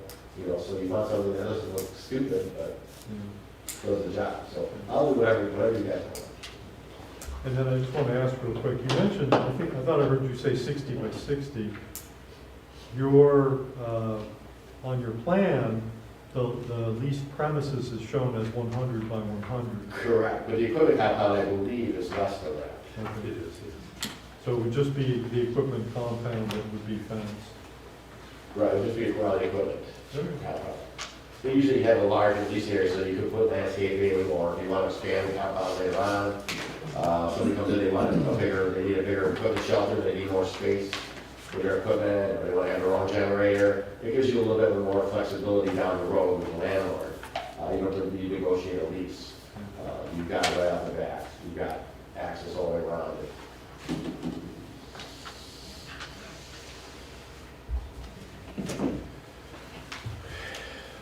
I don't know, any opinions on the fence? I'm not going to get horribly hung up on it. I think that we can probably word something in a way that allows some flexibility. If we just simply say that we want a 7-foot fence that's opaque, we could perhaps give the applicant the opportunity to say they're going to do a solid fence, or they're going to do chain link with slats, or it seems like we could give that flexibility. Okay. I think that our other, in terms of the tower and stuff itself, if we say gray, then we can stipulate a gray or white. In terms of color, I don't think that's hard to deal with. Other thoughts? Well, I think the whole idea of a fence is security, whatever you would feel would keep the bad guys out. I mean, That would be what we propose. if I'm a cop or thief, I want to see something that if I get inside, nobody can see me, right? Right. I mean, they usually like to leave it open, so you can see if anybody's in there. Right. So I think ideally it's your equipment and what you think would be best suited to try to keep it vandalized free, I guess. That's my thought. But they put, in the inside it's all gravel, they do fabric, landscape fabric, and then they do gravel, and they dig it all up, and they keep trying to keep it that way. And they'll have a maintenance program. So I think what Commissioner Buckley said about some flexibility would certainly be appropriate. Okay. All right. So we've got just a couple of these other requirements to briefly touch on. Structural integrity, wireless communication facilities and support structures shall be constructed and maintained in structurally sound condition using the best available technology to minimize any threat to public safety. And township staff, in their judgment, proposal conforms. Maintenance, a plan for the long-term continuous maintenance of the facility shall be submitted. The plan shall identify who will be responsible for maintenance and shall include a method of notifying the township if maintenance responsibilities change. It was noted that the applicant acknowledged the standard but failed to include the required plan, but this can be addressed in the final site plan. Proximity to airports. It was noted that the site is a good 4 miles or so from Mount Pleasant Airport, so there's no issues there. Interference with reception, I believe this was touched on earlier with some questions.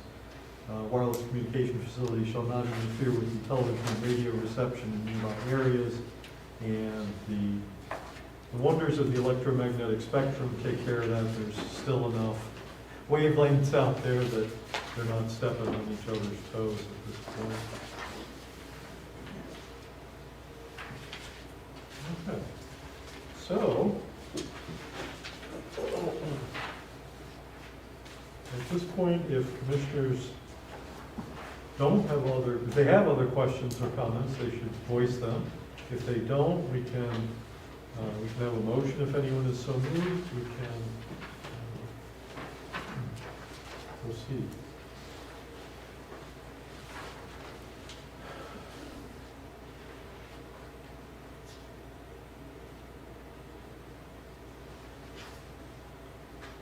Rodney, I know you have proposed language for us here for motions. I'm guessing it's, if we want to have any additional conversation about the specific fence, we can modify what's proposed here based on what that conversation is. That's correct.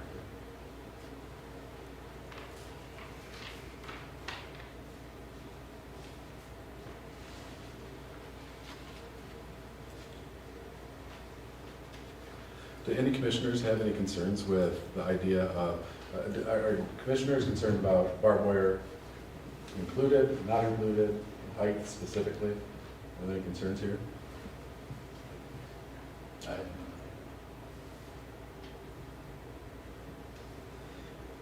I would suggest, I mean, I lean away from the barbed wire, but I guess I would suggest perhaps, if we're gonna go with maximum flexibility, then perhaps leave that as an option.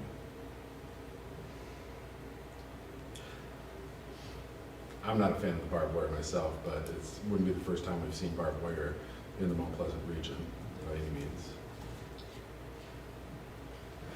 I'd be fine out the barbed wire. We could, you know, if we had a minimum height, if we were to exclude barbed wire and had a minimum height of at least 6 feet, the applicant themselves could decide if they wanted to go taller based on the fact that there's no barbed wire. Barbed wire becomes more of a liability than an asset sometimes.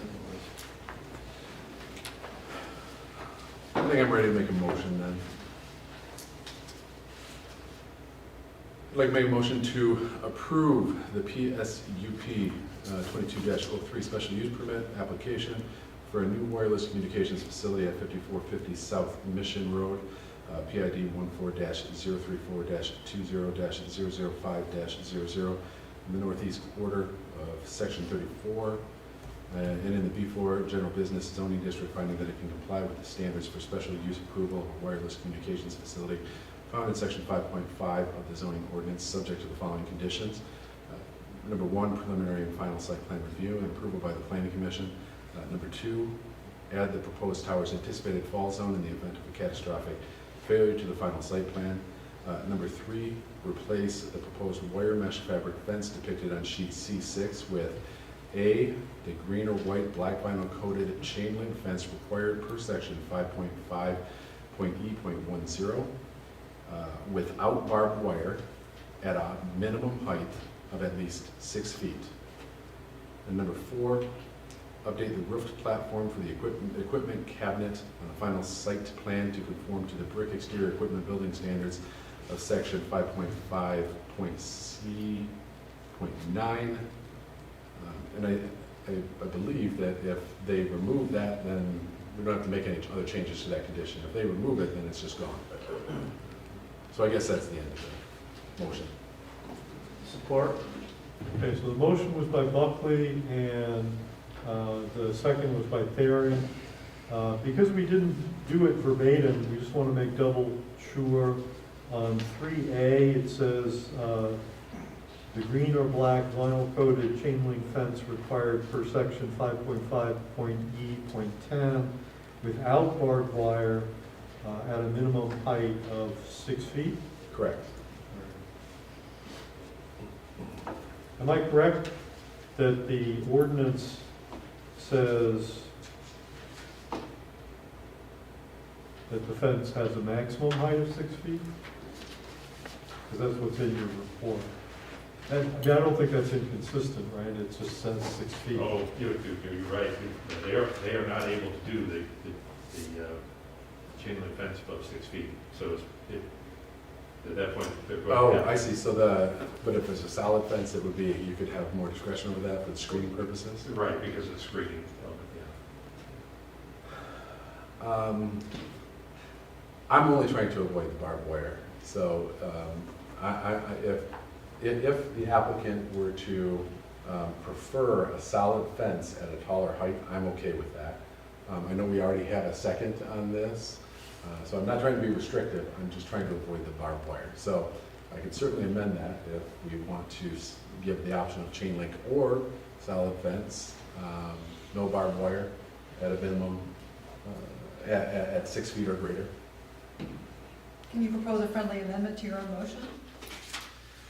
I would propose,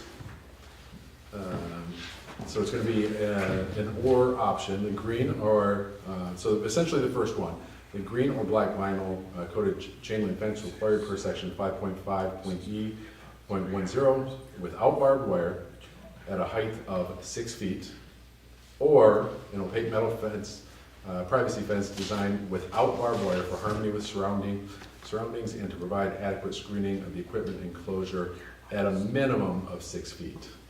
So part A would be at 6 feet, part B would be at a minimum of 6 feet. Do you have to specify metal? I would not recommend wood. I think wood is just, because yeah. it's- Well, I'm just saying, don't recommend a material and leave something up to the applicant to determine if there's something other than barbed wire that might meet the criteria. You don't think there would be, other than wood? Well, in terms of an opaque privacy fence style, it's basically metal, what we talked about, good Metal wood, okay. panels like your metal roofing. I mean, the structure behind is typically wood, is treated wood, but the face is metal. The other options are basically wood or vinyl, just to say it's residential. I think for the sake of the design, I would probably just leave it at metal and give them the discretion of height if they chose an opaque metal privacy fence. 6 foot or greater. I'd support that. Okay, so the motion has been revised and seconded by the same folks. Further discussion?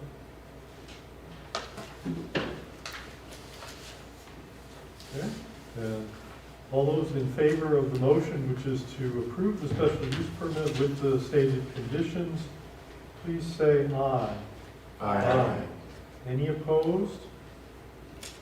Motion carries, 7-0. Thank you. And so, at this point, we move on to the preliminary site plan application for the same project. Okay, so you have the plans, and we'll let Rodney introduce it, and then any comments from the applicant, and then we'll move forward. Well, thank you. You've seen the plans, you've seen our report.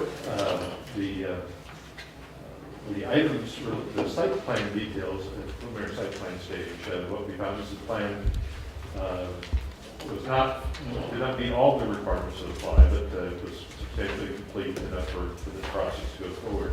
There's just details that need to be taken care of. We did include a recommendation for conditional approval. We included 5 conditions. One of those directly relates to a question earlier about structural issues. The applicant did not provide the structural report or structural information on the proposed tower. We'll be asked to provide that as part of the final site plan. That's condition number 5. But as I said, the rest of them are truly housekeeping details. They were noted earlier in our earlier comments, and so we're comfortable with recommending this for approval subject to the 5 conditions noted in the report.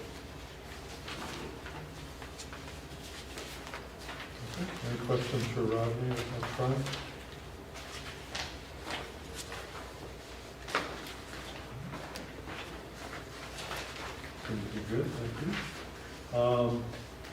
Anything you want to say about the, No, I think we're pretty much covered. We'll have the setbacks, we'll have the fall zone with the fall zone, we'll have that where it falls out itself. We'll have a letter from a structural engineer. The tower manufacturer will provide that. The tower manufacturer will also provide the structural integrity of it and show that it's built for 3 extra carriers, or 3 carriers total. We don't usually have this at the zoning stage, because the tower hasn't been ordered yet. Until it's approved, they don't really order a tower. They don't usually do the specs on the tower until it's been, ordered. But we'll provide that. okay. So, questions or comments from commissioners on the site plan application?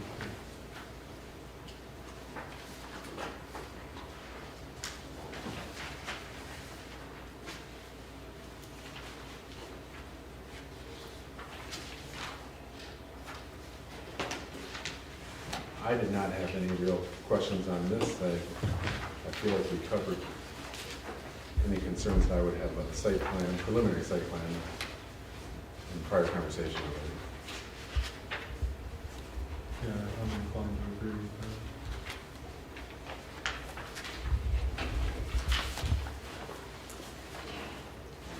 And we've provided, I think, enough direction in the approval or in the prior motion in terms of the questions regarding the fencing and other sorts of things.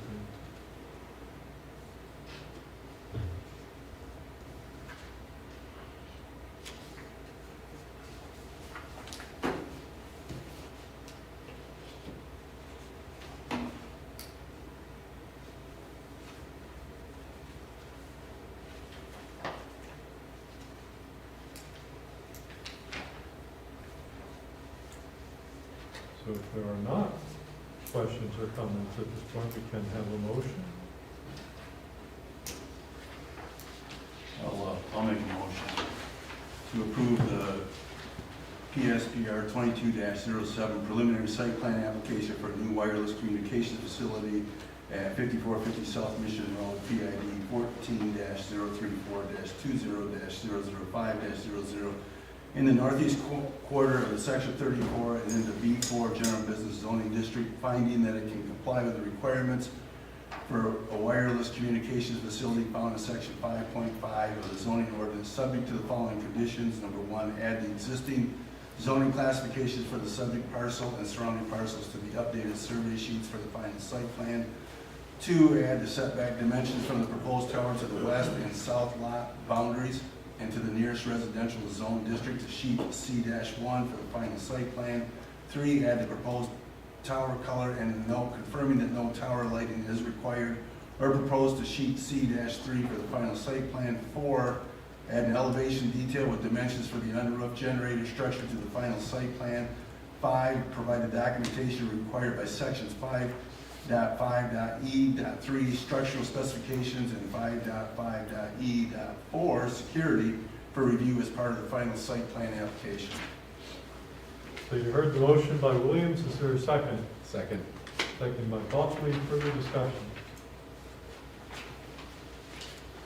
Do the minutes reflect our earlier discussion that tower color, by our definition, would include gray galvanized steel? Okay. Any further discussion? None. All in favor of the motion to approve the preliminary site plan with stated conditions, please say aye. Aye. Any opposed? Motion carries. No objections. Thank you. Thank you very much. Yeah. Thank you, sir. Thank you, guys. Get us some 5G in here.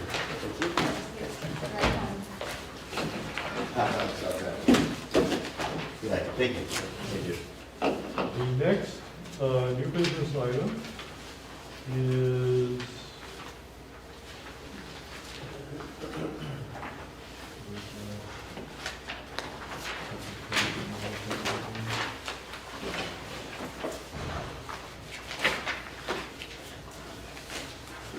rezoning project, PREZ 22-01, planned Village Development, rezoning and concept plan application, the Den on Brookfield, mixed-use buildings, East Brookfield Road at Sweeney Building. So, Rodney?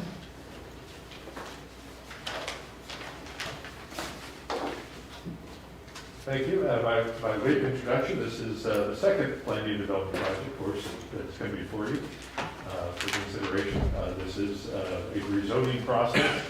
It's PUD is unique in the ordinance in that it's a rezoning combined with a concept plan. The normal traditional rezoning process, you're looking at all the possible uses that would be allowed in the new district. With the PUD rezoning, we were looking very specifically at what's proposed by the concept plan, both in terms of the general layout of the development, but also the specific types of land uses that are allowed. This project has been before you before. The Den Brookfield was approved as a two 3-story tall mixed-use residential commercial buildings on this same site. That site plan, final site plan approval is still valid. The applicants have elected to come back to you. They can talk about the reasons for that, but they've elected to come back to you through this PUD process, primarily to allow for an increase in height. The ordinance is very specific that the type of mixed-use building allowed in the business district, strictly with site plan approval, it has a maximum height of 3 stories.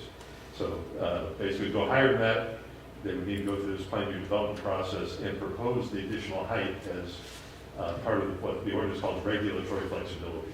The plan unit development section has a subsection that's titled regulatory flexibility. It allows for limited deviations from the strict ordinance standards that would otherwise apply.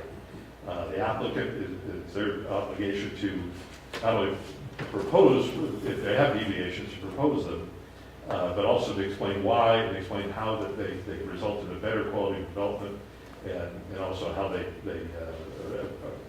add in any standards or conditions that are necessary to ensure that those limited deviations do not cause problems for neighbors or other issues as defined in the ordinance.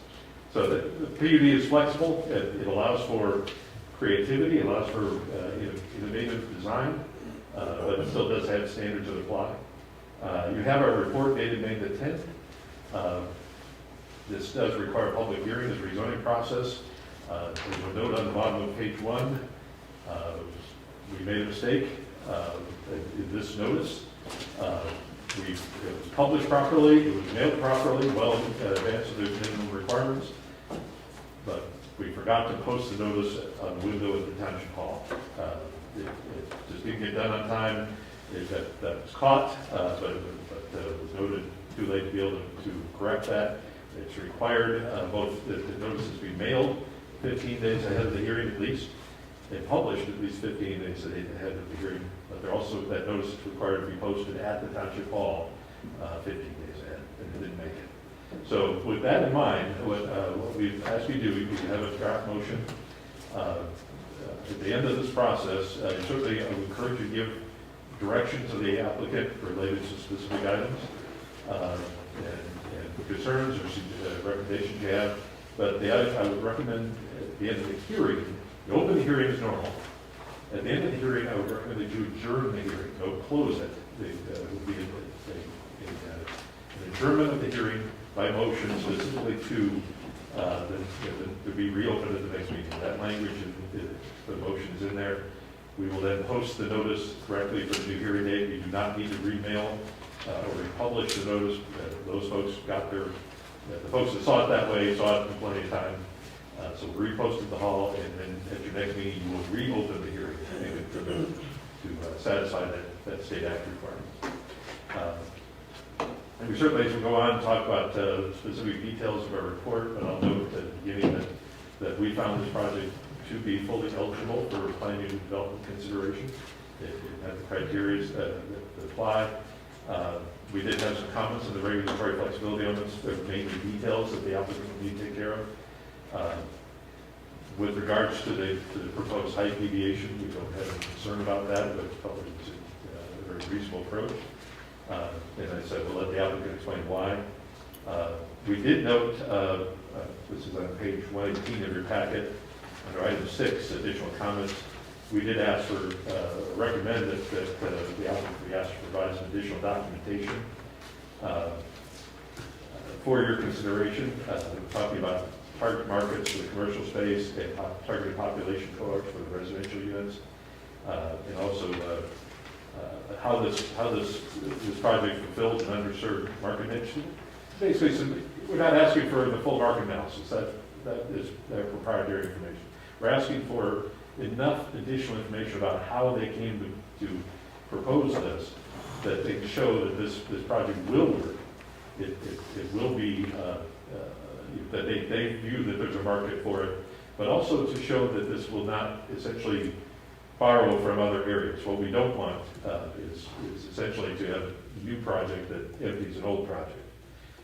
This is not a science. We're not expecting them to be able to guarantee anything, but we feel like that there's an opportunity here to have some additional background information that would allow you to be able to evaluate more fully the project. So those were the details. I think the one other item that as we're going on, I encourage you to take a look at is the building regulations.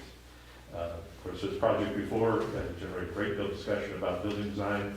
We did update the zoning ordinance to have the section on building form and composition. We included that information in our report, and you just give direction to the applicant as whether you feel that the project meets those criteria, and that way they can move forward from that perspective. With that, happy to answer your questions as we go along. I have a question, Rodney.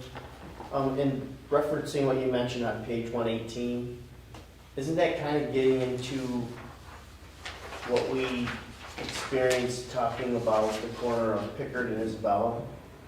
And it was just kind of like a side conversation about a need. It really wasn't about, it was just, we ended up talking about other things, was there an actual need? So when you're asking that, we may be taking away from something, but that's not really up to us to, maybe they'll provide a better service than other apartment complexes or townhouses that they have, so. And frankly, that may be their answer. But we just felt like there was an opportunity here to, because this is a planned unit development, because there are some additional criteria that apply to it, we felt like there was an opportunity for them to kind of give some background. And also, one of the reasons why this is coming up is because they're coming back to you. They received approval of a 3-story building. In that case, it was 2 separate 3-story buildings. Now it's 1 4-story building. They received approval, site plan approval. Why wasn't it built? Why is this different? Why is this necessary? When the 3-story building apparently had some challenges, whatever those are. As I said, I'll let the applicant address that. But it's part of the reason why that we recommend this is because they're not building the 3-story version. So what's different? And that difference may be that the return on investment. It's necessary to have that extra story residential to make the numbers work. We're not, I'm not looking for their whole market analysis. I'm not asking them to give their, hand us all their due diligence. I'm just asking them to address, to the extent they can, with the understanding this is public information, address some of the background as to why this project is what it is, what they're targeting, and why it will work, and why, frankly, it'll work better at a 4-story than the original 3-story. I mean, I have no issue with the conversation. I think I actually had no issue with the conversation with the other project that was going on. I thought it was a great conversation. I thought it was kind of the right conversation, but it kind of seemed to put us in an area that none of us, or not that none of us, put us in an area that maybe we shouldn't have been. I don't know. So I just wanted to avoid the same thing. For next thing you know, we're having a meeting and there's their lawyers and they're telling us what we can and cannot do. And I will tell you, this is the staff recommendation. This is my recommendation. I wrote this element, and it is truly a recommendation. You give direction to the applicant that you don't feel it's necessary, and that's completely fine. I welcome any conversation, it's just I want to avoid conversations that take us down a path that creates issues. All right, any other questions for Rodney at the moment? But I would just like to echo what Commissioner Theory just said. I think we just approved a project that drew an old tenant away from an existing tower to put them on a new tower that we approved. So I don't think we can make the argument somehow that we can't approve one project because it might draw business from another project, because we've already done that. But there may be other issues that can be discussed. I just think that's a kind of we've already set precedent in doing that, so I don't see how we could use that as an argument in this particular case. Well, I understand that. I disagree that it's precedent setting. The issue basically here is housing. I'm not concerned about the commercial space. The commercial space will be what it is. My primary concern is the housing, although we noted both, because there's value in getting some background on both. Central Michigan University, as you all know, has lost 40% of its student cohort. That is a massive number of people that are not living in the apartments in Union Township and City of Mount Pleasant. It creates circumstances where you have an existing area of apartments that becomes vacant, derelict even, not taken care of. That's a big number, 40%. If you're 10% decline, 20%, even, I'd be less concerned. 40% is a big number. Having lived in a community that's Lanny that experienced somewhat similar, not nearly to this extent, but we had Eastern Michigan University in our neighborhood, and it was suffering at various times. But the declines there were a few percentage points, 5, 10. But we saw changes in our neighborhood, which was student housing, student housing area where we lived. And it affected, even a few percentage points affected those homes around us. So it is a concern. It's worth at least getting some better background information. That's all we're really looking for. And again, we're looking for what they're willing to provide. We've specified some subject matters, but it's up to them as what they're willing to put up publicly. I think it's fair to say that the applicant cannot speak to their vision for why they propose to do this and make money at doing it, and they probably shouldn't be building it in the first place. So. Okay, thank you. All right, so this is a special use, no, this is a rezone, and so it does come with a public hearing.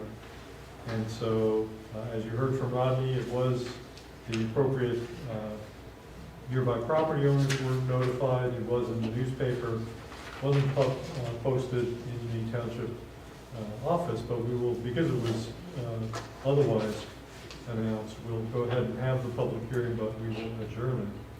So once again, I want to give everybody who wants to speak on this an opportunity to speak.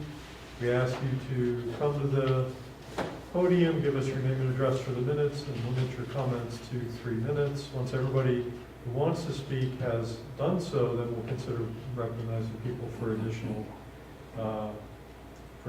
comments. So the public hearing on rezone application PREZ 22-01 is going to be open at 9:08. So is there anyone who would like to address the Planning Commission on this rezone application?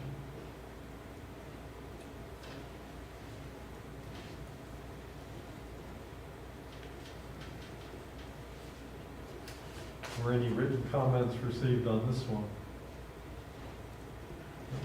Okay. So I'm not hearing any screeching tires outside, so let the record show, and second call, public comments at the public hearing. So hearing none, let the record show that no public comments were offered at the public hearing. We'll go ahead and close that at 9:09. So this, I'm sorry, yes, take that back. We didn't close it. Undo that gavel. So if anyone would like to make a motion to adjourn the public hearing, they're welcome to do so at this time. I move we adjourn the public hearing. That's the time. What I would suggest, using the language Okay, probably. I'd like to make a motion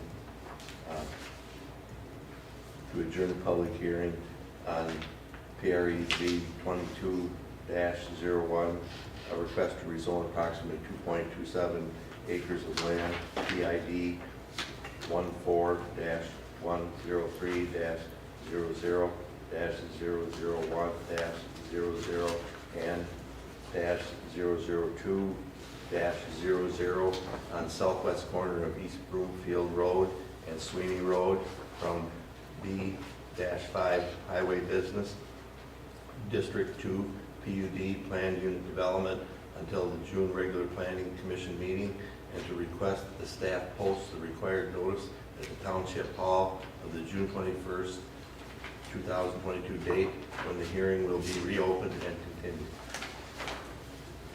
Okay, motion to adjourn the hearing, is there a second? Who wants it? You sure? All right, so the motion was by Gross, second by Williams, to adjourn the public hearing. Further discussion? All in favor, please say aye. Aye. Any opposed? Motion carries. So we're adjourned on the public hearing until next month. So, but we can proceed with a discussion of the project and the concept plan and so on and so forth. We've heard from Rodney. Unless you have anything to add, I'll invite Mr. Beebe up here to, if he wants to say anything.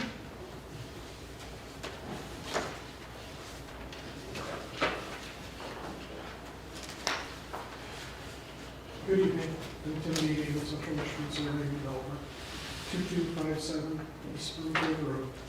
I'm here on behalf of the applicants, and I think I can answer some of the questions that have been quizzed. Why are we here again? Why wasn't the three-story building? Actually, it came down to getting the pro forma through with the bankers. And economics of scale, we were building two buildings, which is more costly than building one building.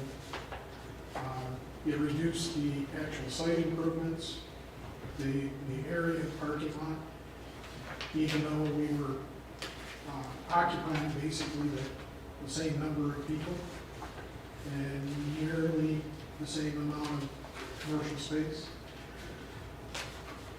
What ended up happening is that the building was able to, the single building is much larger than either one of the other two, but it's not as long as what the two of them with the separation were. I was able to get parking closer to the building. If you remember the last plan, there was no parking on the west side. Now we have parking on both sides of the driveway. So we've been able to encircle the building completely with parking instead of having a mass parking lot out to the rear. So there were some cost savings on the site. There were cost savings with the building.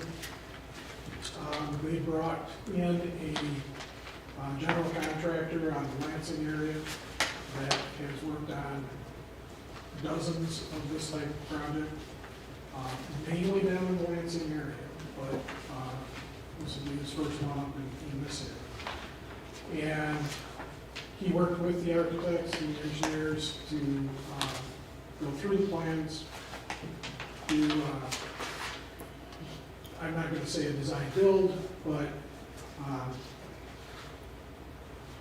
took a look at the plans from an economic standpoint. And also, everyone knows what's been going on with building, the price of building, materials, trying to get things done. There needed to be an effort to try and bring those costs down because the project, as it was proposed, with the increase in building costs was not viable. So what we're bringing forth to you now is what they consider a viable project. Viable both from the building contractor being able to get prices in where it needs to be, and the bank saying that they're willing to finance it at that point. So that's why we're here. As far as the target market, there is not really a target market for the commercial space. One of the owners is a doctor who has business down in Carson City. He's looking at moving and having an office up here also, as well as Carson City. He may take part of it. He's in hopes that they're going to rent the whole thing out and he won't have room. But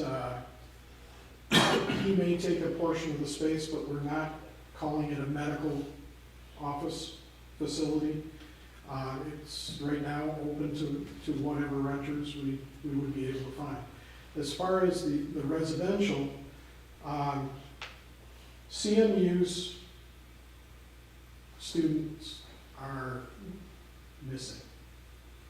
I don't know exactly what has happened and why, but we have seen an enormous decrease.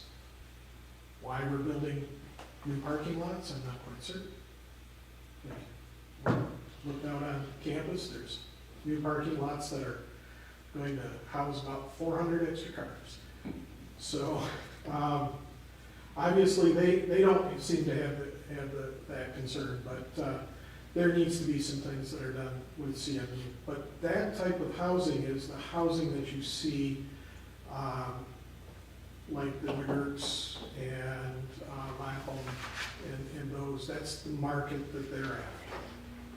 And they build complexes specifically for that. This is targeting the young professionals. Maybe there would be grad students, but this is not being targeted towards student housing at all. Can you stop a student from renting? No. But the atmosphere that they're shooting for is not the frat house style that you'll see at some of the others. So, although CMU their enrollment has gone way down, they're not looking at that as their market niche. So, we will get additional information on the market study, what they're willing to share. I'll make sure that they get it in. And we'll try and address the items that Rodney has asked for. So we're not against that. So we'll get some additional information to you to look at. Were there any other questions that you had that I should be addressing? No, the other item was for the planning commission, just the section on building form and composition, just to provide feedback if you choose what the building elevations are in the document. Yeah, at this point they haven't got to color rendering. So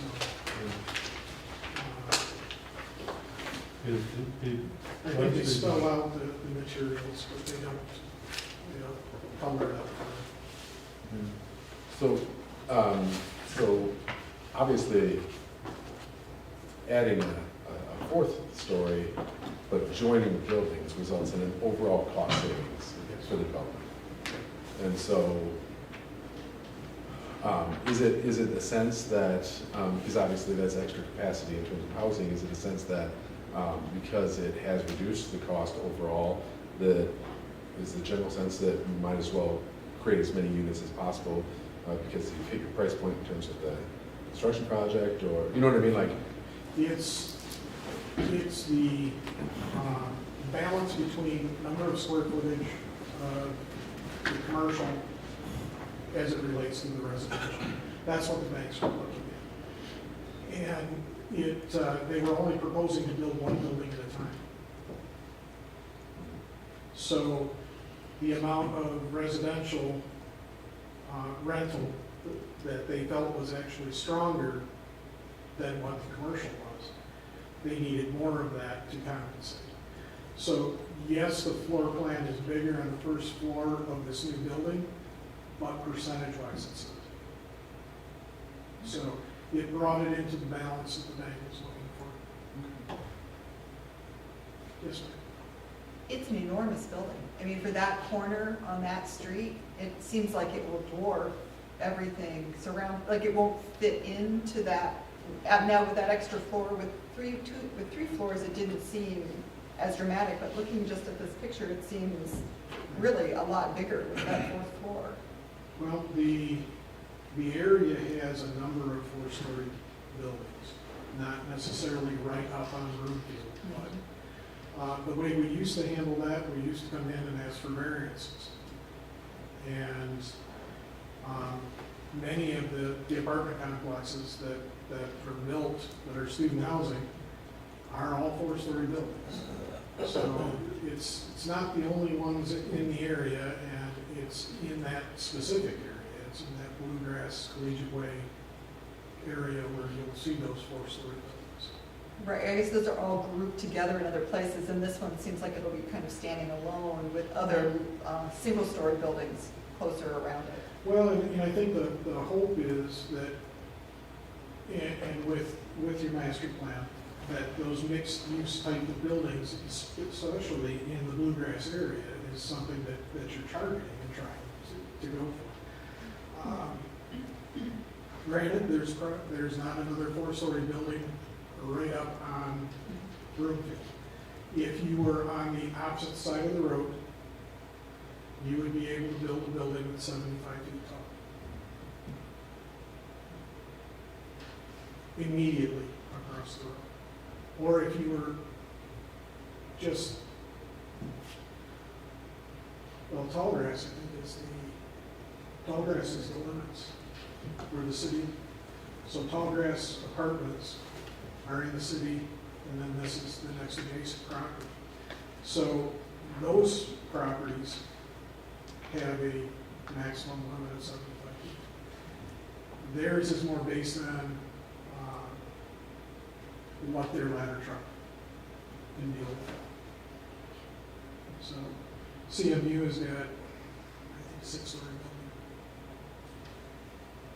building. The biggest item that you get into with the fire department is having traffic aisles where they can position the ladder truck to get to the top floors. So, Is the first level then is the commercial, yes, and then there's no resident on the first floor? It's just they're 2, 3, and would be 4 now, right? there would be 3 floors of residential. Yes, sir.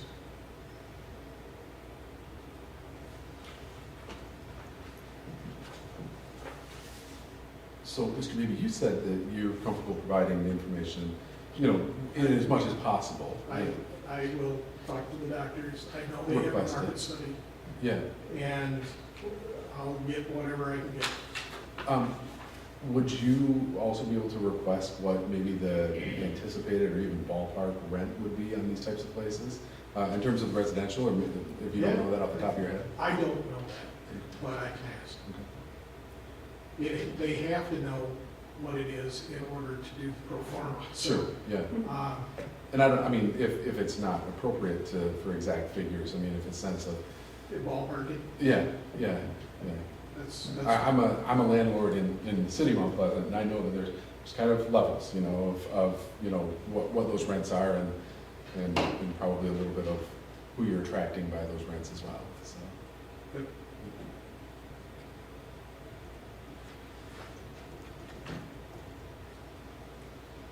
I'm looking at the elevations again.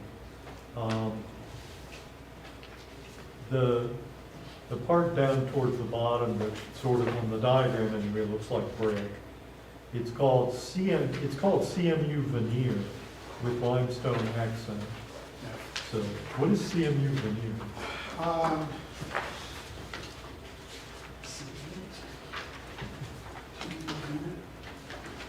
This is the decorative concrete block. Yeah, it's a concrete block that's touched. Nothing to do with the local CMU. Yeah, so the CMU is not CMU, it's Right. some other acronym. It's actually, they alternate between gold and ruby as they go down through. Seriously? I was watching series. I thought was that they were burgundy, so that was why they were CMU. Well, I've forgotten what Steve means as well. I mean, until you looked at me, I would have known it, and as soon as you looked at me, it went in my head. That- So,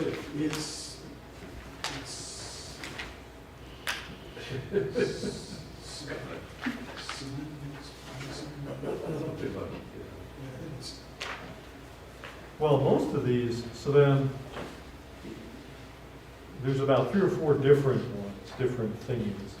And they all seem to be fall in the category, and maybe this is just probably just the wave of the future, but they all are, they seem like they're cement-based composites. Like they're materials that have some cement in it, they're meant to have that kind of more, I mean, they're not vinyl, they're not plastic-based, they're cement-based. That's the message I'm getting from this. So none of them are metal. We had a building where some of them were actually metal that was meant to look like a ceramic, but you're not using that. You're not No, proposing that's cement. part of the input that came from the general contractor. Concrete masonry units. Made from Portland cement aggregates like stone, quartz, and water.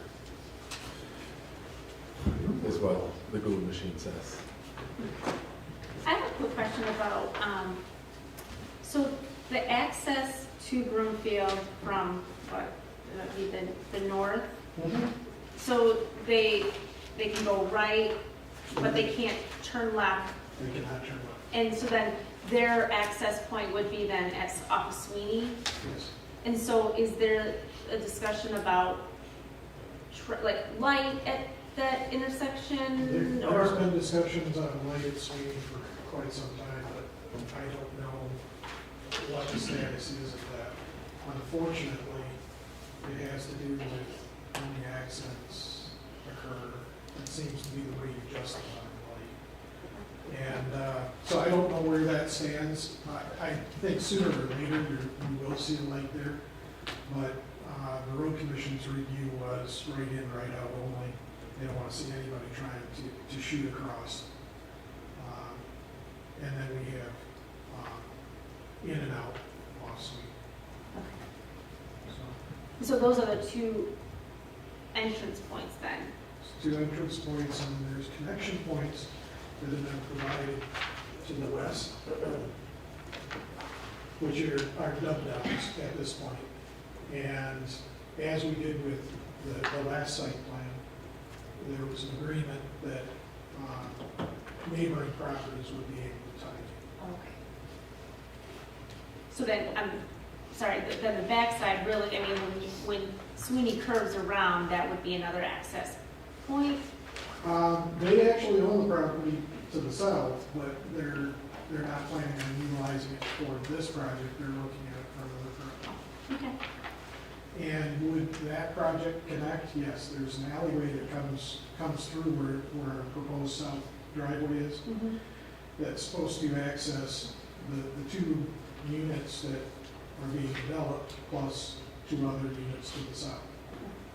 So you'll see cross access throughout, and then direct access up to Sweeney.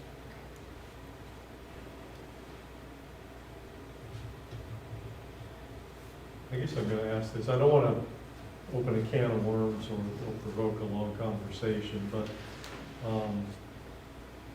when I look at this, to me, this is a very traditional layout with the building kind of in the center and the parking all the way around it.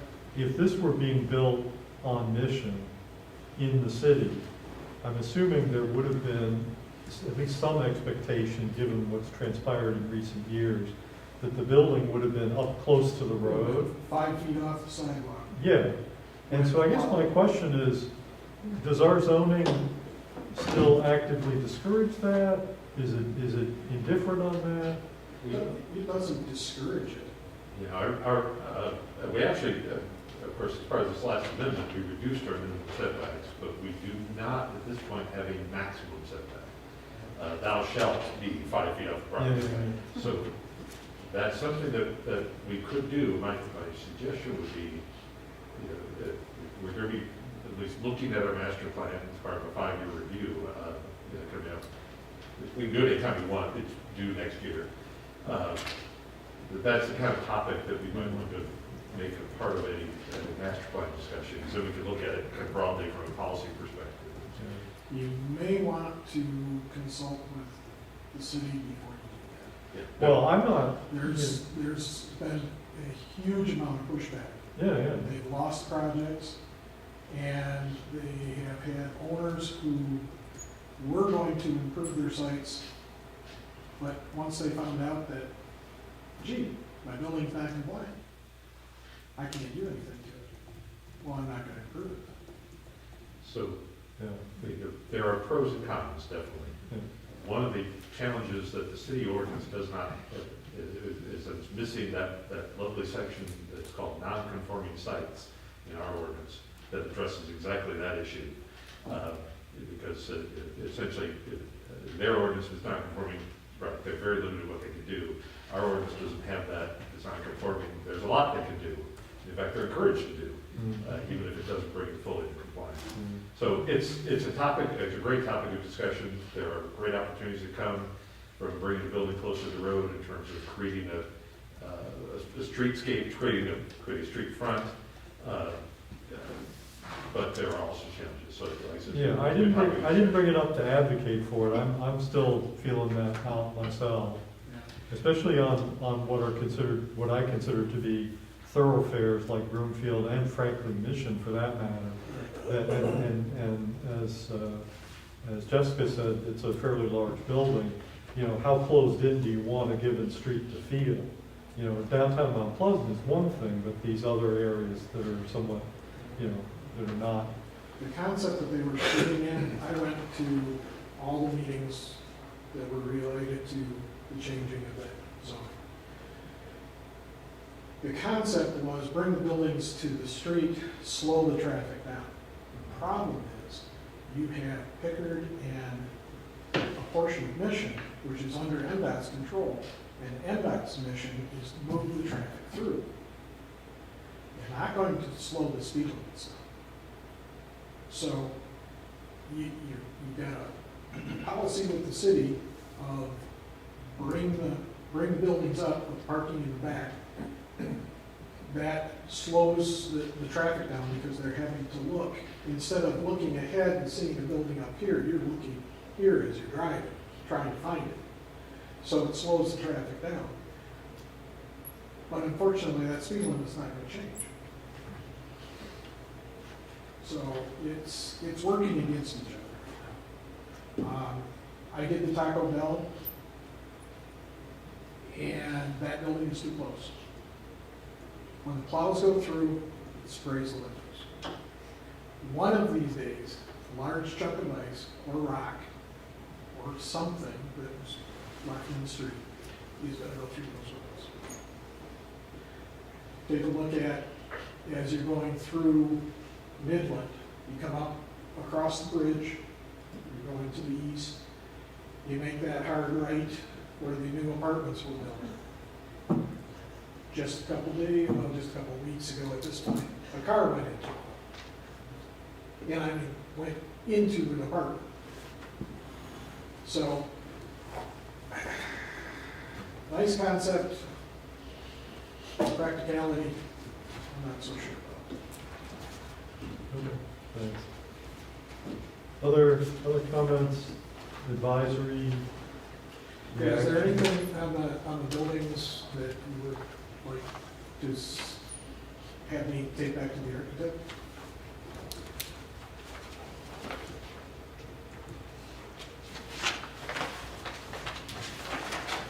I mean, next time, when we come in for final site plan approval, they'll be called. But at this point, we're just trying to find out whether or not this is acceptable. So, I don't have any additional comments about the actual building. or materials or anything like that.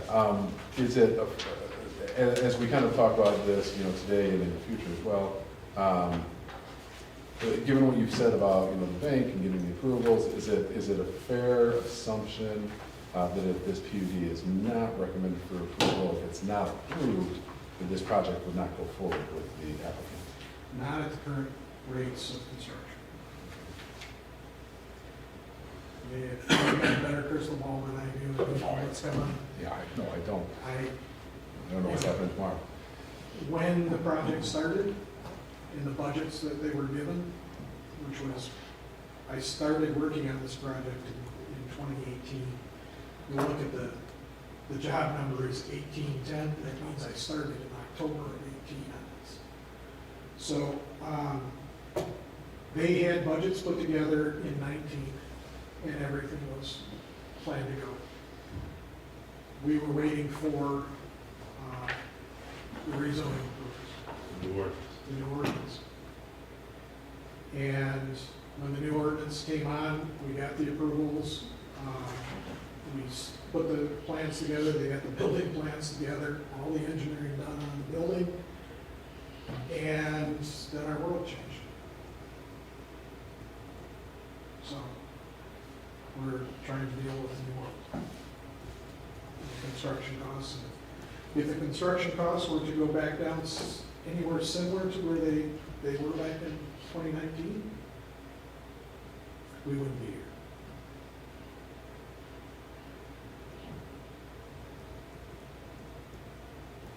I would just say generally to the planning commission, I mean, I do think that, I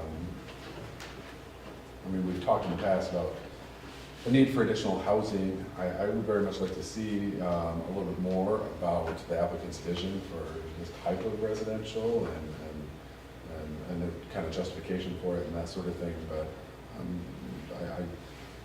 you know, generally speaking, I know that we are, or at least certainly,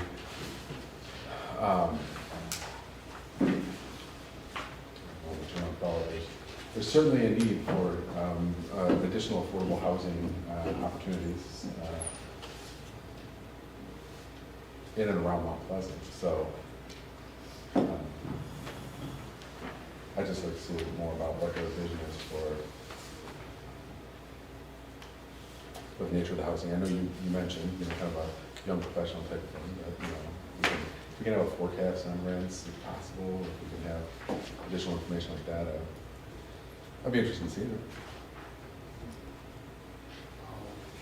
When I mean, at the end of the day, it's a business venture, and, you know, risk is assumed by the applicant, and so it doesn't sound like they're cannibalizing traditional student housing by any means to me, but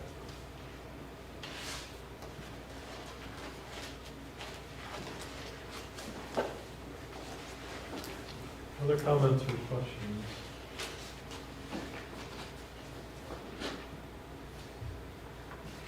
Seems like we're okay. all right, thank you. Thank you. Okay, drum roll, we're moving through the agenda. So those who've been patiently waiting for PSPR 22-05, we've got a final site plan application for the self-storage facilities at 5252 South Mission Road. Thank you. You've seen this before, not very long ago at all. This is the final site plan for the project on South Mission. You have our report dated May the 9th. We have a lot of comments. You'll actually see in our report that all the standards that apply, they have conformed to. So the one item I would note, and I noted about on page 1, about phasing versus construction timing. The site plan uses the word phasing, but it's not development phasing that we would be looking at from a perspective of is phase 1 of the development, phase 2, phase 3, similar to what we've just discussed with the Den of Brookfield, where there was a phase 1 building and a phase 2 building in the original project. That's not what this is. This is really about construction timing And like any project, they're going to build the buildings one by one. They're going to be taking care of the site improvements that are necessary to support the overall site, all as part of the initial development phase. So we find the rest of the simply construction timing for the buildings and conduct that conform to the ordinance. So overall, what we found is that this project is ready for your approval. And we have no conditions, no concerns. It meets all the requirements. The project is fully in compliance with the approved special use permit, and it complies with the standards for final site plan approval. So with that, we provide a recommendation for approval as presented. Okay, thank you. Any questions for Rodney or the applicant?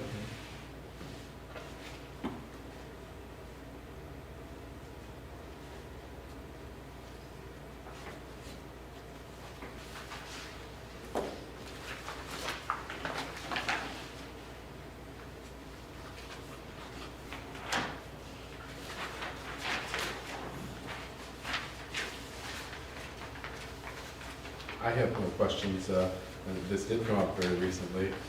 We do have staff's acknowledgement that they've conformed to all of the expectations that we set forth, and I have no concerns with the phasing as described in the report either.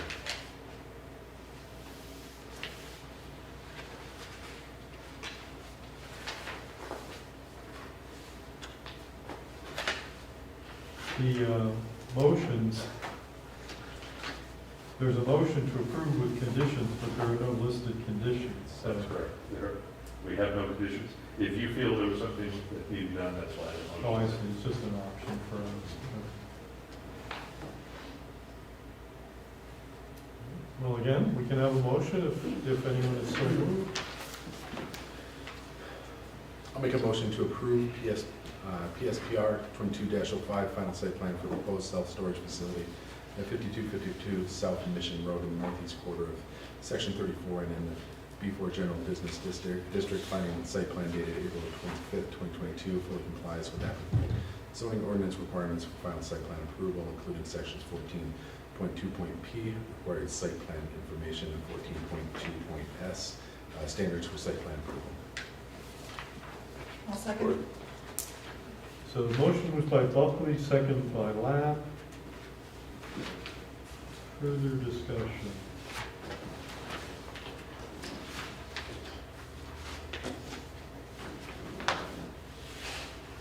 I'll just ask, what is the roof material? Is it asphalt shingles or is it metal? Metal, okay. Color? Has it been chosen yet? I think it was. I didn't do that part, so let me, Maybe I'm just not reading it carefully. well, it's not on here, and unfortunately, the owner left me. So, I don't have that.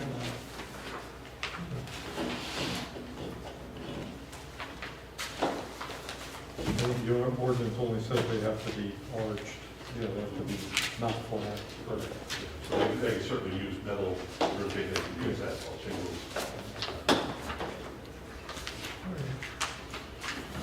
Any other comments or discussion? The motion is to approve the site plan without conditions. It's been moved and seconded. There's no further discussion. All in favor of that motion, please say aye. Aye. Any opposed? Motion carries without objection. Thank you. Yeah, thank you.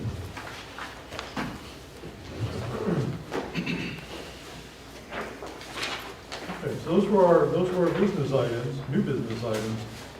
We have one other business item, which is the issue of where we're going to meet. So you've got the memo from Rodney on the issues related to here versus Township Hall, so. Well, thank you. This is an extension or a continuation of our discussion from our last meeting. You do need come to a conclusion on this. I mentioned during our last meeting that the other board that meets here, the EDA board, has elected to move back to the Township Hall beginning in July. I put a picture in the email of the boardroom as it was set up after our recent election. I understand that at least one commissioner has come by to see it, and maybe certainly welcome. What the clerk did when setting the building the space up again, they added the table to give a little bit wider spread. There are 9, basically set up now for 9 seats. With spacing similar to what you have here, maybe a hair shorter between the spaces, but similar.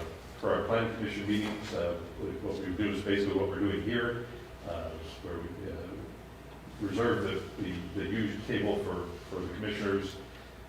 Peter and I would sit at the tables in the foreground, the staff tables, go to the podium, and just use the podium just as we're doing tonight. So it maximizes the space for the commissioners there.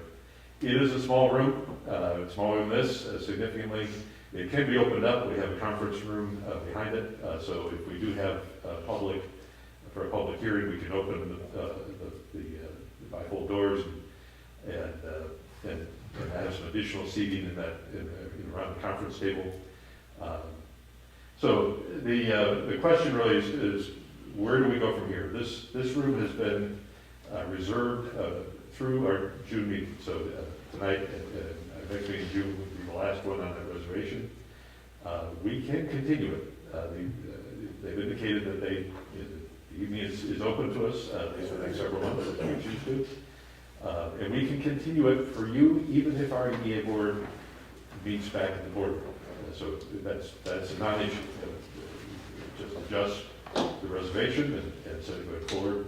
What ask you do is consider what you would like to do, what's your preference, what you're comfortable with. As I talked about, obviously not all of us are wearing masks. I wear this mask because my wife likes it when I wear the mask for public meetings. So she has a lung condition. She has concerns about not only COVID, but other things. So it's beneficial to her, and it makes her happy, and I'm happy to do it because of that. But you need to be comfortable, and so I do want to make sure that you are comfortable in the space that you're operating in. And if that comfort level means we stay here, we're happy to do that. This is we have funds to be able to provide the space going forward. We can just continue to lease it. It's certainly a comfortable room. About the only challenge we've had is with sound. The sound is adequate for the recording, but it's certainly not loud. We don't really have a way to improve on that in this environment. Obviously, our boardroom is already wired for that, so that's a non-issue there. I suppose the other issue we ran into with our EDA board is we tried to use the overhead projector and it would not talk to my Microsoft Surface. And in fact, it would talk to the laptop that provided just to try that as well. So that's the other thing, benefit of the boardroom is we do have the equipment there for projections and such. So all that in mind, this is a decision for you. You're welcome, as I said, to choose to remain here. What we would do is basically add another 3 meetings and then look at this again at that point. This is intended to be temporary, but we can extend it as long as it's necessary for your comfort. If you'd like to go back to the boardroom, starting in July, if you're comfortable with that, we'd be happy to do that too. Okay, thank you. So, what's your pleasure? Or what are your opinions?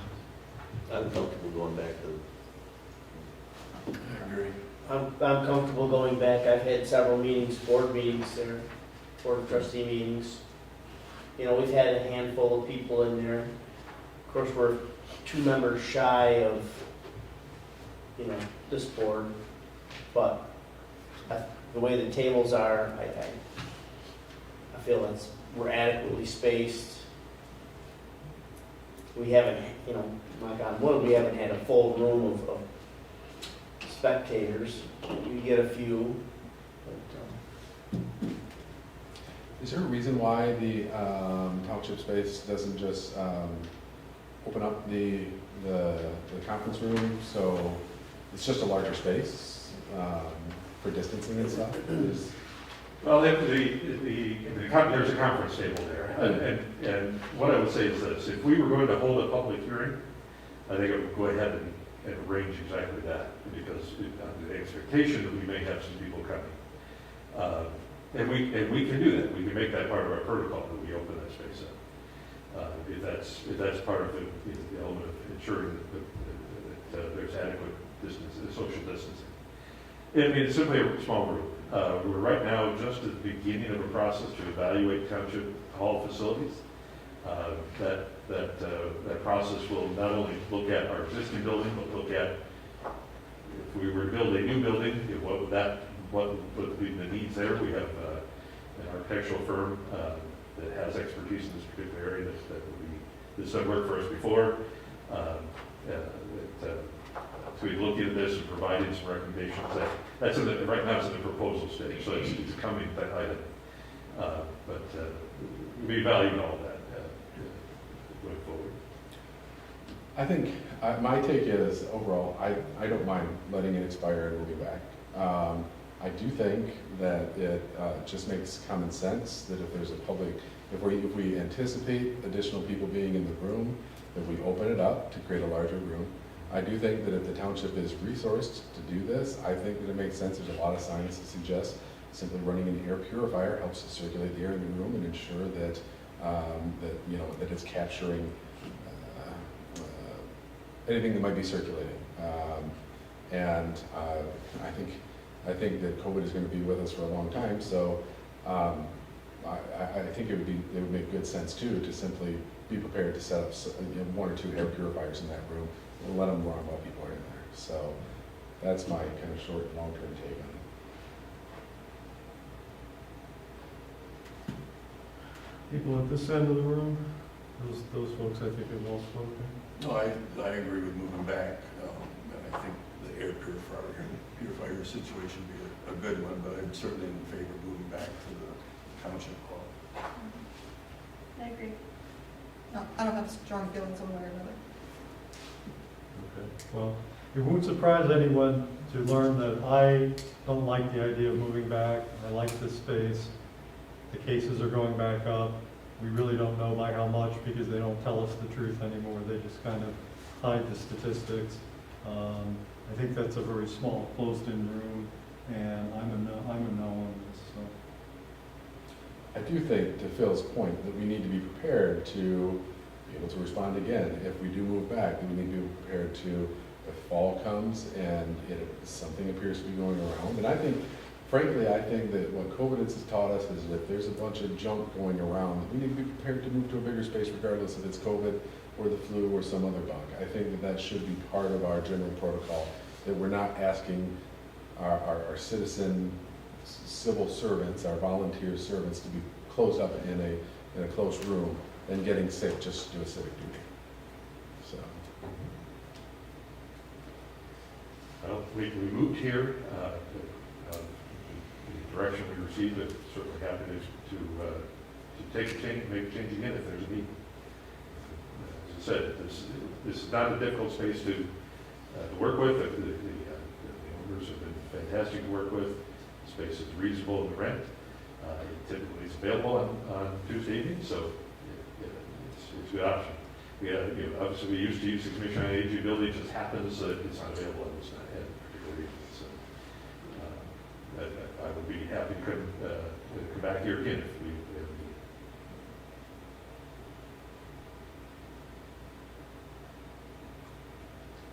Do we need a motion, or is it more just a general consensus?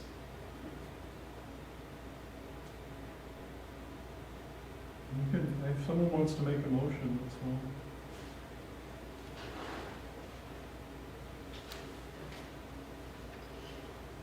I make a motion that we return to the township hall, but under the conditions that if cases or that we do have the opportunity to return or make accommodations if the numbers are rising again. You say that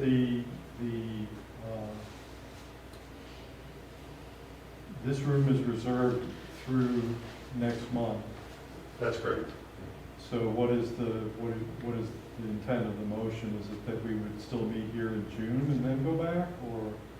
That, I would recommend adding, starting in July. Starting in July, I amend that to say starting in July. Okay. Is there a second? I'll support it. So, motion was by Albrecht with a second by Gross to relocate the planning commission meetings to the Township Hall meeting space, starting with the July meeting. Further discussion? What's the likelihood of getting air purifiers? I'm going to make a note. I will talk to the township manager and our public services director. And, I think that's a very good suggestion. Like I said, my wife has London issues. I live with air purifiers in my house. I understand the value of them. Any further discussion? All in favor of the motion, please say aye. Aye. Opposed? No. Motion carries. Okay. Let's see. Extended public comment. Everybody's favorite part of the meeting. Individuals are invited to address the planning commission on any item, whether it was on tonight's agenda or not. If you want to do so, come to the podium, give us your name and address to the meeting, limit your comments to 5 minutes on any issue. Extended public comment open at 9:57. Seeing none, go ahead and close that back up. Final board comment, any comments from board members? I'm going to suggest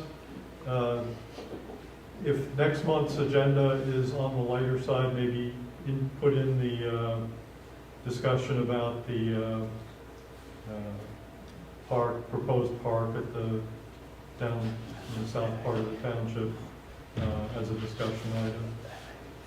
We'll plan. Are we, Thank you. how close are we to getting is there going to be an update soon on the Parks and Rec master plan, or is that still? I was going to have the update for that next meeting. That was Okay, well, it kind of fits in with that, so probably we would take it up at that point.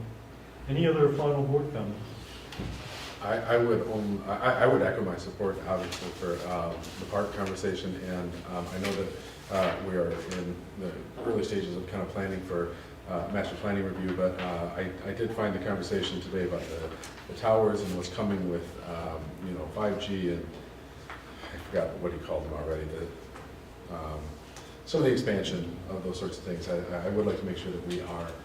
The township is on the more of the leading edge of that type of implementation than the trailing edge. So I guess I would only voice my support for having that conversation when the time comes to make sure that we are looking at ways to be accommodating for that type of cellular and kind of Wi-Fi technologies that they're talking